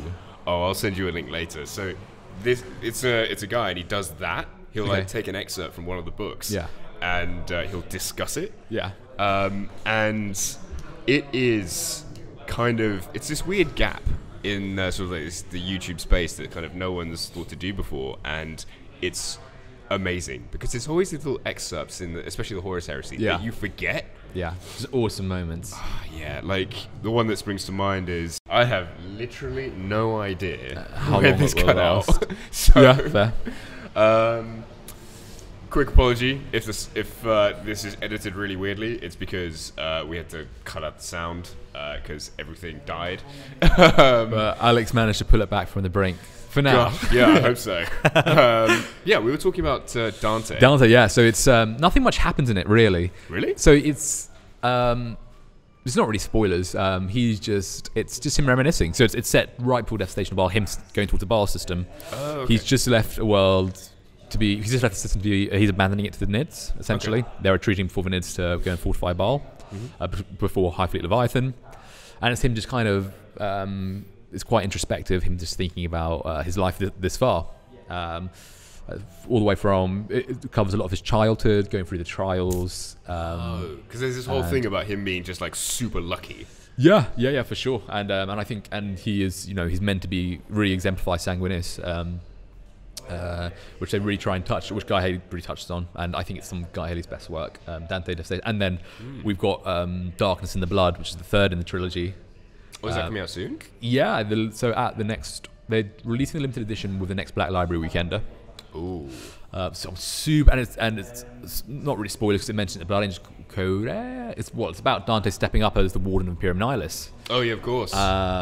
Which is going to be awesome. Like, man, I'm just so excited. I mean, the poor guy. Yeah, he's been. God bless his little. Because he is the oldest Space Marine, possibly ever. Not counting Chaos Forces. Yeah, but I think you're right, ever. He's like 1600, is that right? 14 or 1600, something like that. But like really fucking old. Yeah. And it's good. Like I think, well, actually, I won't say this because it's a spoiler. But there's someone looks at him and it's like, yeah, you are pretty old, dude. Yeah. Someone will give authority on the topic. Yeah, it's Guy Haley's great. So wait, so Guy Haley, ADB, and Guy Haley, ADB, and oh god, Dabnett. No, actually not Dan Abnett, because I've not seen much out of him recently. Yeah. Other than a couple of Gaunt's Ghosts, it's been a bit quiet on his end. Yeah. I'm trying to think of the books that I really enjoy. Because Guy Haley also wrote like Lost in the Damned, for example, didn't he? Yes, he did. Oh, phenomenal. Yeah. Loved it. I splashed out for the limited editions of the Solar Wars. I thought, fuck it. Like, did you? It's only 7 of them. Like... Yeah. I actually, all the Horus Heresy stuff now, I actually refuse to get the hard copies. Yeah, I've been moving across mostly to Kindle and... Yeah, because like, I read it once and I can't reread books. Okay. So it's just like, now it's just sitting on my shelf. I've got a couple which I reread every now and then. Horus Rising, a couple of times. I've probably read it 3 or 4 times. Really? I reckon so. Like, well, because it's just if I've got a long train journey and I don't know what to read, I'm like, I might just read Horus Rising. It's just such a classic. Like, I was there the day Horus to the Emperor as an opening line. It's so good. I've reread the Eisenhorn trilogy once. Okay. And I think that was because I was in a dash to grab a book, so I just ran to my bookshelf. Oh yeah. I was like, well, I read Eisenhorn. Okay. Will do. Yeah. Actually, how do you feel about the TV show? Cautiously optimistic. I have not seen Man of the High Castle. I have. Good. And the book is one of my favourite books of all time. I think you'd really enjoy the book, actually. Yeah, I need to check it out. But The Man in High Castle is... it has a very high production value. Okay. And is a fairly faithful recreation of the book. And I think it's done actually quite well, considering. Am I right in thinking it's the producer coming on board for Eisenhorn, or is it the I think so. I think it's the producer. Yeah. But yeah, I'm also very cautiously optimistic. I'm pretty excited, especially because I haven't really been super engaged in a TV show for a while. Actually, I've been watching a bit of Dark Crystal with my family. Oh yeah. Resistance was pretty good, but I haven't watched a super engaging TV show in a while. I was disappointed with Game of Thrones' final season. Were you? Yeah. See, I can't remember who I was talking about this with, but I actually quite liked the last episode. Okay. I'm sorry, I'm just remembering what happened in the last episode. Okay, yeah. I liked it because it brought together a lot of threads. Sure. I think its main weakness was timescale. Agreed. Because it went from Daenerys being like, I'm the last hope of humanity, to like essentially like Game of Thrones Sanguinius, to like Game of Thrones Nighthaunter in like fucking 3 episodes. It was a little.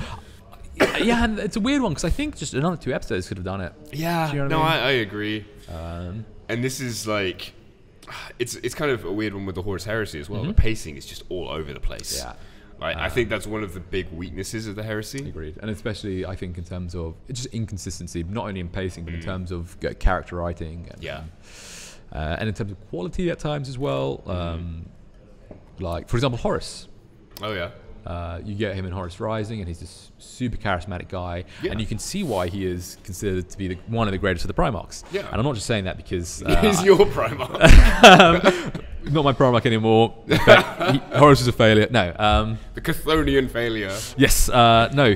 So you've got this super charismatic dude in Horus Rising, and then he's evil. Yeah. Yeah. It is quite a quick turnaround. Yeah, it is. I mean, I suppose it's kind of emphasizing the fact that, you know, in the lore they say Horus would always have fallen. Yeah, and he was meant to be arrogant, and I think in the kind of opening spiel of it is the age of the Great Crusade, whatever, they talk about how high can a star rise before it falls, before it inevitably plummets. Inevitably being the word there. Yeah. So yeah, a lot of people. Well, yeah. Have you ever heard of the Dornian Heresy? Actually, I have heard of the Dornian Heresy. I've not actually read it, but I need to because I've heard good things about it. It's I've read bits and pieces. Good. It's very good. Some of it I agree with. Some of it I think they should have taken a slightly different direction. Okay. For example, there's a bit where I think they end up with Sanguinius being like the Herald of Nurgle. Surely Khorne. Yeah, it would be Khorne or Slaanesh. Or Slaanesh, yeah, you're right. Well, both of them try lay a claim on him. Yeah, exactly. And I think because it mentions him being like he's got like the zombie wings and stuff. Okay. I guess it was trying to mirror it against Mortarion because he's got wings. Maybe, but then I would have. The whole thing about Nurgle is it's all about endurance. Yeah. All about being tough. Entropy. Exactly. So why not Vulcan? Oh yeah, 100%. That makes way more sense. Absolute sense. Yeah. And you look at it like, okay, I get it. Yeah. And and Sanguinius says, as a Khorne kind of. Yeah, I mean, I think Khorne, Herald of Khorne ends up being Leman Russ. Yeah. I see that. Yeah. Like, I get it. I mean, Leman Russ has always been a bit of a dick, in my opinion. He just loves himself. Oh, I'm the Emperor's executioner. I mean, did you read... I'm kidding, he's cool. But yeah, don't come at me. Ish. Yeah. Did you read Wolfsbane? Oh, yeah, I like Wolfsbane. Oh, what a book. Yeah. I think there's one bit in that book, and this is a spoiler, so if you haven't read it... Shut your ears. The bit where someone mentions, like, oh, you put on more of an accent around your men. Yeah, is Malcador says that? I think, it could be Malcador. Mm-hmm. And... if you think about what that means for the character, you're just like, there's so much more to him that he hides because he's trying to play a character. He plays up to the barbarian. Exactly. Yeah. And again, that's when I say he's a dick, that again comes down to inconsistent writing. That sometimes he is like you can see that he's a barbarian king. Like so, it's almost like a noble savage kind of figure. Whereas in other places he is just a dick. Yes, and that comes down to bad writing. Well, not necessarily, but it comes down to inconsistent writing, I think. Yeah, I mean, if I'm totally fair about it, the Horus Heresy, in terms of inconsistent writing, is nowhere near as bad as the War of the Beast. Yeah. Jesus Christ. Very fair comment. I mean, the first 3 books were good, but then... Yeah. I mean, beyond that, There's as a Custodes player, there's one scene that pisses off every single Custodes player. I mean, there's a couple like that in Black Library of scenes where they just. But I think part of it was because Custodes weren't as well established. Their power level, I think, as well. Potentially, but then you get to the point where you're just like, there are some random like Harlequins. Xenos? Yeah. Okay. Yeah. Yeah. So like, I know what you're talking about. Yeah. So. For those who don't know it, I don't care. I'm about to spoil it because it's shit. But basically, there's a whole bunch of Harlequins who their stupid plan, because they think this will work, is to like use a webway portal to like jump onto Terra. Yeah. And then their plan is to run through the entire Imperial Palace to come before the Emperor himself and say, "Hey, by the way, we know you've got this problem with orcs, but also can you like worry about chaos too?" That's their whole fucking plan. Yeah, and it's just not very Eldari. It's not very Eldari, and it's described that they literally just run through a bunch of custodians. They yeet through the custodians. Yeah, and there's like a bit where one of them is outside the throne room and surrounded by custodians, and she's like, "I'm a friend, don't kill me," and they're trying to kill her, and she's just like, "Don't kill me," kills one as he comes for her, and that happens like 6 times. Yeah. Well, I think it also brings to mind is it the Outcast Dead? Where a world eater, I think it's the Outcast Dead, which just punches through an unarmored world eater punches through a custodian's chest and pulls out his heart. I think that's Outcast Dead, isn't it? Yeah, that's not even that. I think he rips his head off. I can't remember. I know the scene you're talking about. I mean, like, and and you had that a little bit in the first. I think it was less egregious in the first Heretic because the Galvorback are pretty beastly. Yeah, and it does take a shit. And to be fair, and the Custodians have just crash landed off a ship and they've fought their way through. Sorry. Yeah, no, I was gonna say like I actually quite like the characterization of the first Heretic because Aquilon is awesome. But I love the interaction between is it Argyle and the Custodian. And basically, like, this is how I explain Custodian power levels to people. Because he's a Space Marine captain at the height of the heresy. Yeah. So no GNC degradation, like, none of that. Yeah. And he's, like, he's practicing with this Custodian, and there's this whole thing that they're practicing together for, like, months and months and months. And Argyle goes from being knocked out in 1 move to being knocked out in 2 moves. Yeah. And, like, that's a big deal. And in fact, after he gets possessed... Oh, yeah. He goes back to the sparring cages, and Aquilon is like, "Wow, dude, you held your own." And then he's like, "Yeah, yes, I did. I mean, I just got a little bit better. I've been practicing a lot." Because it's like I think they say in Master of Mankind that the Astartes are to humans what the Custodes are to Astartes. Yes. And I think when the Traitor Legions first enter the Webway project, there's a bit where I don't think it's Raal fighting. I think it might be Raal fighting actually. Potentially. And he says, I was just cleaving through these groups of Chaos Marines because we were always this Astartes natural predator almost. Yeah. Like we're just made to be better than them, which is why I love that the beast on tabletop. Yeah. That's one. I think that's one instance where the tabletop rules converge quite nicely with the law because they are tanks on tabletop. Yeah, they are like horribly brutal, especially in combat. Yeah, I mean they are slow. Yeah, they're very slow unless you've got bikes, which I don't. Yeah. But there's one thing that endlessly amuses me about Custodes versus Chaos. Yeah, the strat. The Black Legion strat. God, I hate that. It's so funny. I mean, Blood Angels have one as well. Against Black Legion? Yeah. Really? 4 up as well. Why? Because everyone's like, fuck you. Well, because Horus Sanguinius. Oh, of course. But so anyone who doesn't know, Custodes have a special anti-Chaos Marine strat, which is exploding attacks. I think it's on a 6, yeah. But against specifically Black Legion keyword, it's exploding attacks on 4s. Same with the Custodes. Sorry, with the Blood Angels. Yeah. So Joe Moscadini, one of our friends. Oh, what a legend. Threw it on his Smash Captain, and obviously it's -1 to hit, but it's still exploding hits with 5s and 6s. The Smash Captain rocking up. I'm like, it's it's gonna hurt today. Yeah, it's gonna hurt, man. But actually, talking about him, and this is something we were talking about a second ago, when it comes to people like him, and I think people like us as well, we enjoy almost all aspects of the hobby. Yes. And it always intrigues me as to like how some people kind of don't enjoy certain aspects. Yeah. I don't know. Like, have you noticed, like, maybe in the guilds? So I had a really interesting conversation. So there's the Badman Leaker. Yes. You spoke about it on your last episode. Yes, I did. Where there's multiple pods, and the idea is that people within your pod are of a similar skill level. And it's super fun. So I'm in pod. So I was in pod 4 last year. And I went 3-2 across the league, which is fine. And I had a really two interesting conversations, because my game 4 was against Joe Muscadini, who is a great player who just came second in No Retreat. Yes. And he is a stunning army. Yeah, his army is just mind-bogglingly good. And so afterwards, we had a super fun game, and it was really, really tactical. Nice. In fact, I'm going to link his Instagram under this. Yeah, his Instagram is stunning. So we sat down for a beer afterwards, and we were just chatting, because I was playing Black Legion almost my entire army, and I only play Heretic Astartes. I don't mix in demons, unless if I do, I only do it in a narrative way, because I own some demons, and I'll summon them in a ritual or whatever.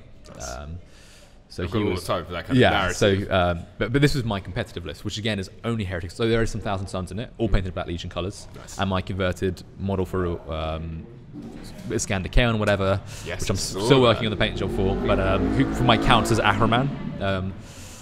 So he was like afterwards. We were talking about what I can do to change my list, because he was like, because I have a lot of cultists in my list because of Black Legion, and he was like, they kind of suck, and I was like, high-end competitive, yeah, they're not what they were. So he was talking about how I could change my list, and it was wholly within the realms of keeping it Black Legion and keeping it fluffy. Like, what's the nicest list for Black Legion that I can take to tournaments? Because I very clearly demarcate between my tournament list and my list I want to play. Yes. I was like, how can I improve this, but still without stepping past a certain line? Because I know that I could just swap out my 100 cultists for 100 plague bearers. Yes. Like in round 5 of the UK team championship, I played against Alex Petford, who's dice down, really fantastic player. Went 4-1 at LGT, and we swapped armies in the last round because Draco had already won the competition. So I played with his plague bearers, 124 in the list, and it was like that was. How do you get through that? Well, you can, but by the time you have, they've outscored you. Yeah. But I was like, how do I get my list to be better without sacrificing lore as much? Because I want to have Abaddon in my list, and I want to have Chaos Marines in my list. This is something I did want to talk to you about. Like, you were a very, very narrative player. You're single faction, Black Legion, that's your thing. But we've talked about before how you really want to start hitting the competitive circuit. Yeah. Like what kind of issues do you come up with? So, like I said, and Boris was the one who helped me realise this. Because I said to Boris, hey dude, I'm going to Warhammer World for a tournament. Could I get a practice game against you? Because I heard you're a good player. Which he is. Yeah. And, yeah, man doesn't mess around. So he was like, so actually no, we were originally down playing a narrative game. Because we knew each other, but we never played against each other. I want to get Boris on this podcast too. Yeah, definitely. But I was like, oh, dude, can I play against? I think I was going to play against the Red Scorpions. Oh, and I was going to bring a Marine list of just all mini Chaos Marines. Nice. Well, only Chaos Marines. Yeah. And he was like, oh, I've actually got a tournament coming up. Can we do a slightly harder thing? And I was like, well, yeah, I'm going to Warhammer World next month. I'll bring the list and bring you to that. And I got absolutely spanked. And I had multiple squads of Chaos Space Marines, and the disintegrator cannons just went through them. So he helped me realize, like, if you want to, because he was like, look, if you're sick of getting tabled at tournaments, if you take a list of just Chaos Marines, you will. Yeah. At a competitive tournament, he was like, squishy. Yeah, he was like, you need to just come to terms with the fact that you can't be all narrative if you want to do well. So that got to the stage where I was clearly like, okay, so I was like, well, how could I change? He's like, what are the points of Chaos Marines in your list? And I was like, oh, they got bolt guns. It's like, they died before they even got out of your deployment zone. Yeah. And that's like a third of your army gone. It's got to the stage where I clearly have my horrible lists. So I ended up writing a really horrible list, and I was submarining a bit because it was the team championship. I went 5-0 with the eventualist I took. Wow. Which was Abaddon, Ahriman, multiple demon princes, over 100 cultists. Jesus. 3 obliterators, and it felt a little nasty writing it. But I got there and I was super nervous because I was like, I feel like that guy But then I got there and I had really close games, and it was like when you're up against like 3 Lehman Rush tank commanders, you need a Lassie list because you talked about sportsmanship earlier, and part of being sporting within a narrative setting is not bringing an overpowered list. Yes. Part of sportsmanship, I've come to realize within a competitive setting, is actually not to bring a list that's horribly weak, because your opponent has no fun tabling you turn 1, turn 2, right? Of course. So within a narrative setting, it actually works the other way as well. Like I'm trying to think what was the last tournament I've been spanked at. The UKTC. Okay. I went 3-2 in the end, but I basically went 2-3 because the one of the wins was me and Alex swapped armies. Oh, right. Alex Petford. And it was like I almost felt guilty because my list was good but not amazing, and like I had a couple of the Eldari Flyer matchups. Oh yeah, that's a tough so matchup. 3 Crimson Hunter Exarchs, 3 Crimson Hunters, and a Hemlock. Wow. All Ailey Talk, so minus 2 to hit. Oh Jesus Christ. So that matchup, I know it goes like, if the Obliterators do okay, I can win it. If they whiff, I can't, because that's my only. Other than that, and I only had a single Demon Prince in that list. They're my only real responses to it. And you know, when your opponent just smashes the crap out of you, and then you kind of just sitting there like, well. Yeah. And like when you're going to these tournaments, which you know people are going to bring super tough lists to it, like you definitely, you're allowed to bring tough lists, and you're allowed to not. And because I got pretty quickly out feeling like a dick running a tough list because some of the other lists were horrific. Because I still only run Heretic Astartes, and 80% of the list is Black Legion. Why is that?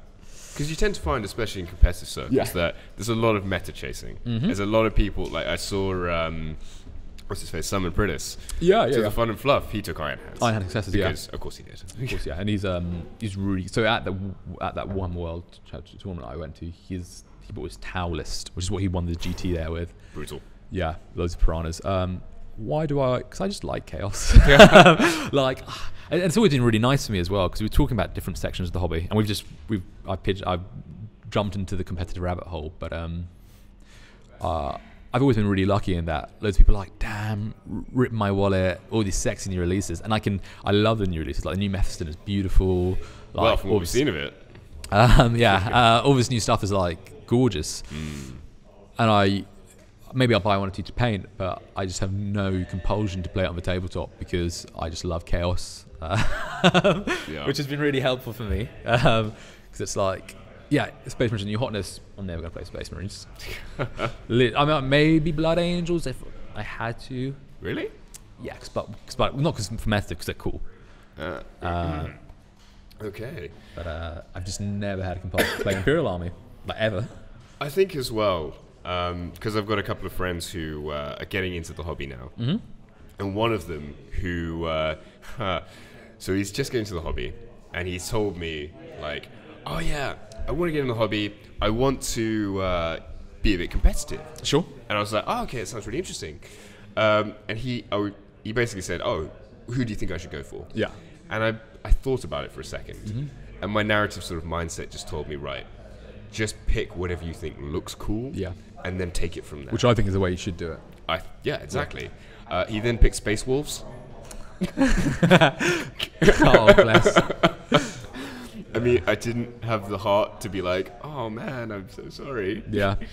The thing is, like, you can be pretty competitive with a lot of armies these days. And I think even with something like Space Wolves or Dark Angels or Grey Knights, there is something to be said for being the guy that makes them work. Yeah, completely. It's like Lawrence. So our last Fun and Fluff. So this time last year, our October Fun and Fluff was won by Lawrence Baker. Tabletop Tactics. Yes, who was running pure Grey Knights. Wow. Yeah. In fact, he played Boris in game 4 or 5. So he only came 4th. Okay. But because a third of your points are game points, a third are fluff points, a third are hobby fun points. I mean, that's how I came so high up in the rankings, because I think I went. It's just nice to get that little boost, isn't it? Oh my! Like, I'm 30th. Oh no, wait, I'm top 15. Yeah, literally, because I think I was 14 overall. Yeah. Take those. So yeah, it is nice to be the guy who makes, and you know, and that's kind of what I'm really passionate about, making, especially Black Legion. Work in a competitive setting, and there's so far you can take it, and am finally breaking that mold a little bit, unfortunately. I have 2 Chaos Knights on the way. Oh, nice. 30 Plague Bearers and 30 Bloodletters. Okay. So I'm still, so me and a couple of the Gecko guys, my buddy Josh Pegman, I'm not sure if you know. I don't think I've met him. And a couple of the other lads. So next year we're going to do LGT and Alliance Open. Which one's... Oh, Alliance is the one in Thingamajig. Yes, so there's one in Amsterdam. I think there's one in Germany as well. Wow. So we're going to do that, and then the year after we're going to do LVO. Big move. So I think Boris is doing LVO next year, maybe? Because he went last year. Yeah, I know he's going to Gibraltar next year as well. Oh yeah, and we want to do Gibraltar GT as well, because No Retreat's obviously invite only. Yes. I think Liam and Winters did a good showing, didn't they? Yeah. Oh, so. But yeah, it's gonna be interesting. so I'm going to bring, obviously for if I ever got invited to No Retreat, which I wouldn't, but if I did, I'd remember that Legion. Yeah, for sure. But for the slightly tougher competitions, I'm going to have a couple of... I'm finally going to leave the Heretic Sardi's... well, I'll probably bring 1,000 Suns as Supreme Command. Of course. But, of course. Yeah, so I've got to the stage now where my competitors... Because I play a lot of competitive games, and I was obviously competitive sports like rugby, whatever. I'm kind of like just letting that slide into more competitive zones. And then I'm just keeping my narrative. And I'm clearly demarcating between the two and keeping them distinct now. Because they're 2 different experiences, right? And Yeah, absolutely. I want to treat them as different games. Yeah, I mean, like, in terms of, not necessarily in terms of sportsmanship, but in terms of expectation of what you think is going to happen. Yeah. Like, you're not going to walk into a competitive game and just be like, okay, cool, I'm going to bring, like, all of these TAC Marines and expect to do well. Like, yeah, exactly. Like, I mean, the expectation almost isn't that you should be doing well. It's like, what kind of cool shit can I do on the tabletop? Yeah, for sure. With the narrative stuff. Well, yeah, and that's so I had a conversation with Joe one week about, and he was like, I want to make my list as good as it can be whilst being Holy Blood Angels. Yeah. And then the week afterwards, so he was like to me, let's sit down, talk, and we talked through our list, and we came up with some crazy list ideas. One was like loads of Defilers, anyway, which I'll probably end up running at some point. Oh God, I hate Defilers. I think they're awesome. 14 wounds. Well, of course like, you do. Yeah, I like the model as well. But anyway, the week afterwards, I had a game against John Partridge, who was again a lovely player, lovely dude, and he was running an Eldari soup list. So we had 3 Void Ravens for Vect, and the rest was Eldari flyers. And then scatter laser bikes. Yes. Classic scat bikes. Scatter bikes, yeah. So he was like, so after the game, he was like, so I lost that game. And he was like, it was, again, a super close game, really fun. It came down to the wire, and he was like, so these are the things I'd change back your list. I just take out the Black Legion, and I put in Chaos Demons. And I was like, yeah, but that's not really how I want to play. And he was like, well, how I see it, I come to every game wanting to win. He was like, I never have a game I mind losing. Sorry, I never have a game I mind. If I lose, it affects how I enjoy my game. Right. And I was like, so that's a super different way to the way I play. Like, so I think the best game, which I'm thinking about, was a game I lost over the past couple of months because it was super close. Yeah. Whereas he was like, and I thought it was super interesting. Yeah, he was like, the games I enjoy, the games I win. And he was like, I always take the best list I can. I'll never do something fluff or whatever. And I know you wouldn't tell it on the tabletop. It was a super close game, but he was a super nice guy, and we had an awesome game. So I think part of the stigma around competitive play comes down to I think some of it comes down to types of players you get as well. Because I, like I said, played in tournaments and I've had only good times. So part of that's coming luck with players, but yeah. So I'm at a stage now where I keep competitive narratives distinct. But how about yourself? How are you finding? Because how many tournaments have you been to? 2 now. Both the Fun and Fluffs. Yeah, which is a beautiful middle ground. Yeah, absolutely. I think the Fun and Fluff sort of format really suits me because I spend a lot of time on hobby. Yeah. And a lot of time on fluff. And I'm not very good at Warhammer. Don't put yourself down. So I think basically what's happened with me, especially lately, is because I spend so much time on the hobby, so much time painting, I try not to play with stuff that I haven't painted yet. Sure. Which means I've played the same Custodies list for 8 months. Okay. And it's not very good. Do you get bored of it? I think there's a lot to be said for really knowing a list. Yeah, I completely agree. And I think, and this is one of the reasons I almost didn't do Imperial Fist as a second army. I think I would be way more hesitant to do a second army if I wasn't doing stuff on YouTube now. Okay, yeah. Because you need to have a couple of armies that you can play. Yeah, rather than showing everyone the same thing. Like, exactly. Yeah. And so, yeah, I think because with Custodies, I've been really, really delving into like what they can do. Yeah. I can pull out stuff that people don't think they can do. And you've got a really good grasp of what they can do. Exactly. You know what they're capable of. Like at the moment, I'm playing Custodies, and I don't have to have the strats out in front of me. Yeah. I can just sort of like rack my mind, right? Okay, I need this, this, and this. Yeah. And I know exactly what every unit does. And yeah, it's awesome when you're in that position. Like, I'll be on the bus and I'll be writing a Black Legion into my head because I know all the points values. Like, yes. And that's what you get when you, and it makes you really attached to that army. Yeah, absolutely. Which I think is a good place to be in. But That's something I personally don't worry about losing. This is like with the Tabletop Tactics guys, with Winters, with Warhammer. I always worry is that connection to your that emotional connection to your army. Is that something you lose if you're playing multiple armies? Oh, I don't know. I honestly couldn't say because I only play Black Legion.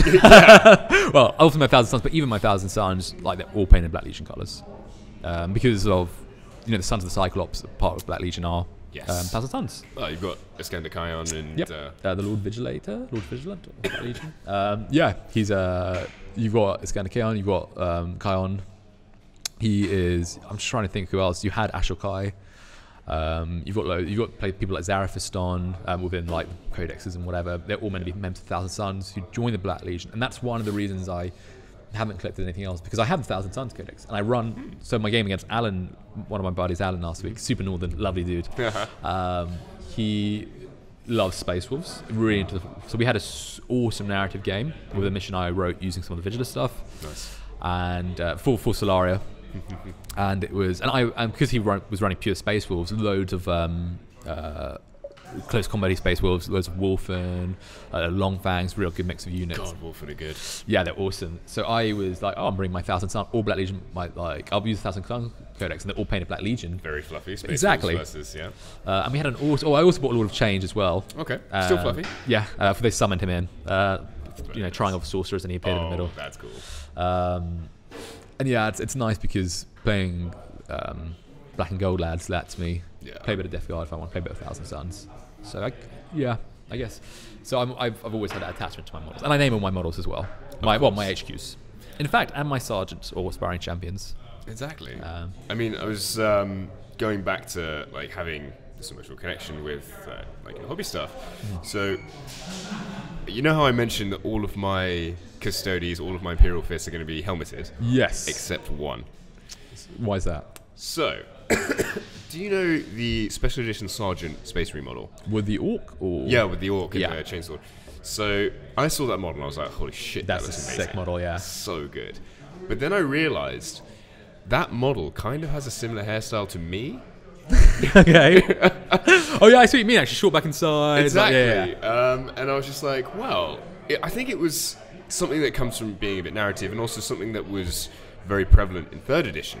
In the rulebook, they said your HQ is you on the tabletop.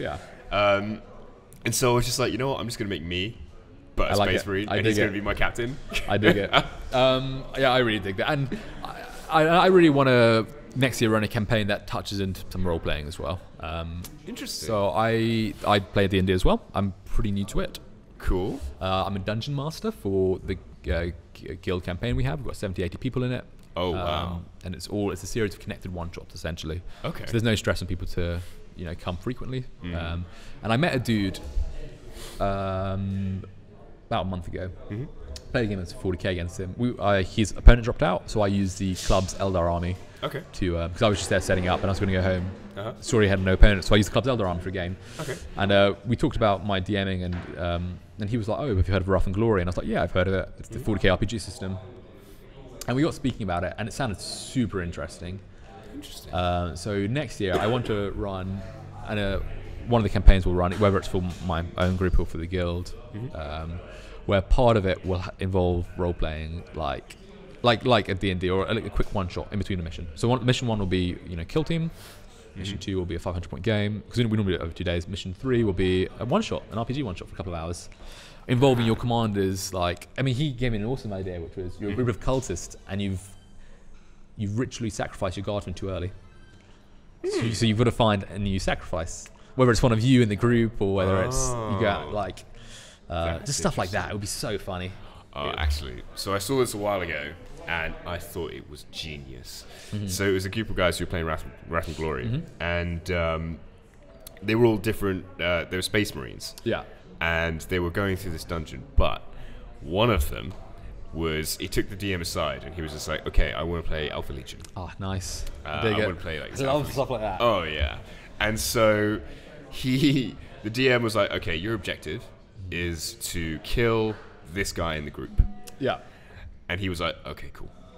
Now, I think they were playing through, and they're going through this dungeon, and the guy he was supposed to kill gets injured and volunteers to stay behind to safeguard the group in their retreat. He grabs the heavy bolter off the Alpha Legion guy. He's like, don't worry, I got you guys. Yeah. And he lays down his life, and he sacrifices himself so that everyone else can get away. Yeah. Alpha Legion guy takes the DM aside and goes, okay, done. Mission accomplished. Yeah. He's like, that doesn't count as mission accomplished. He sacrificed himself. No, yeah, it does. Alpha Legion guy looks at him and goes, did he?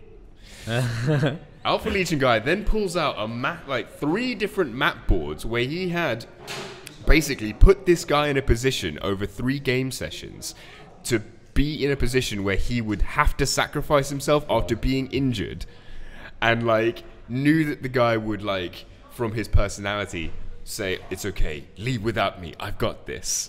That's awesome. I was just like, that's so good. That is amazing. I love that. I love the Alpha League. I wish we saw more of them in the lore.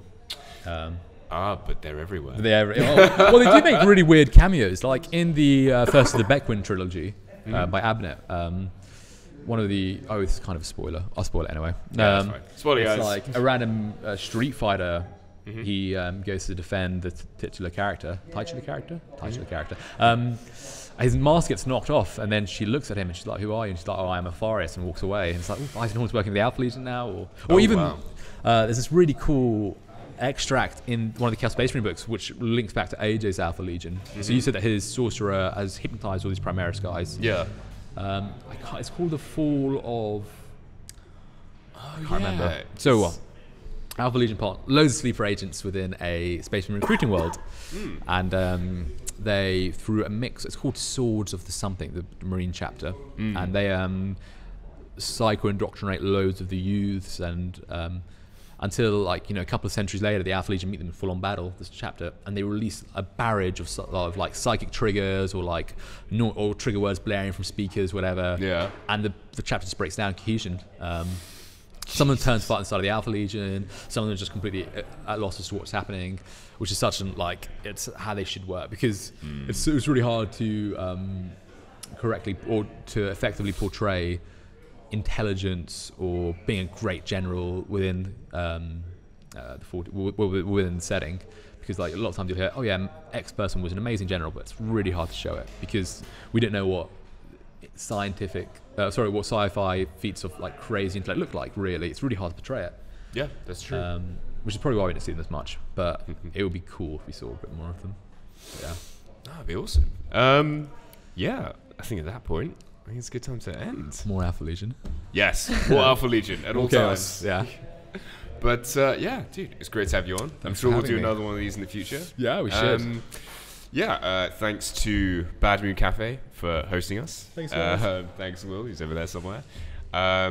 If you want to follow the London Wargaming Guild, you guys are on Instagram. Yeah, we're at L War Guild. Yeah, fantastic. And also very active on Facebook. Yes. My Instagram is at Warhammer Quipster. This has been the Quipster 40k podcast, and see you guys next time. Bye, guys.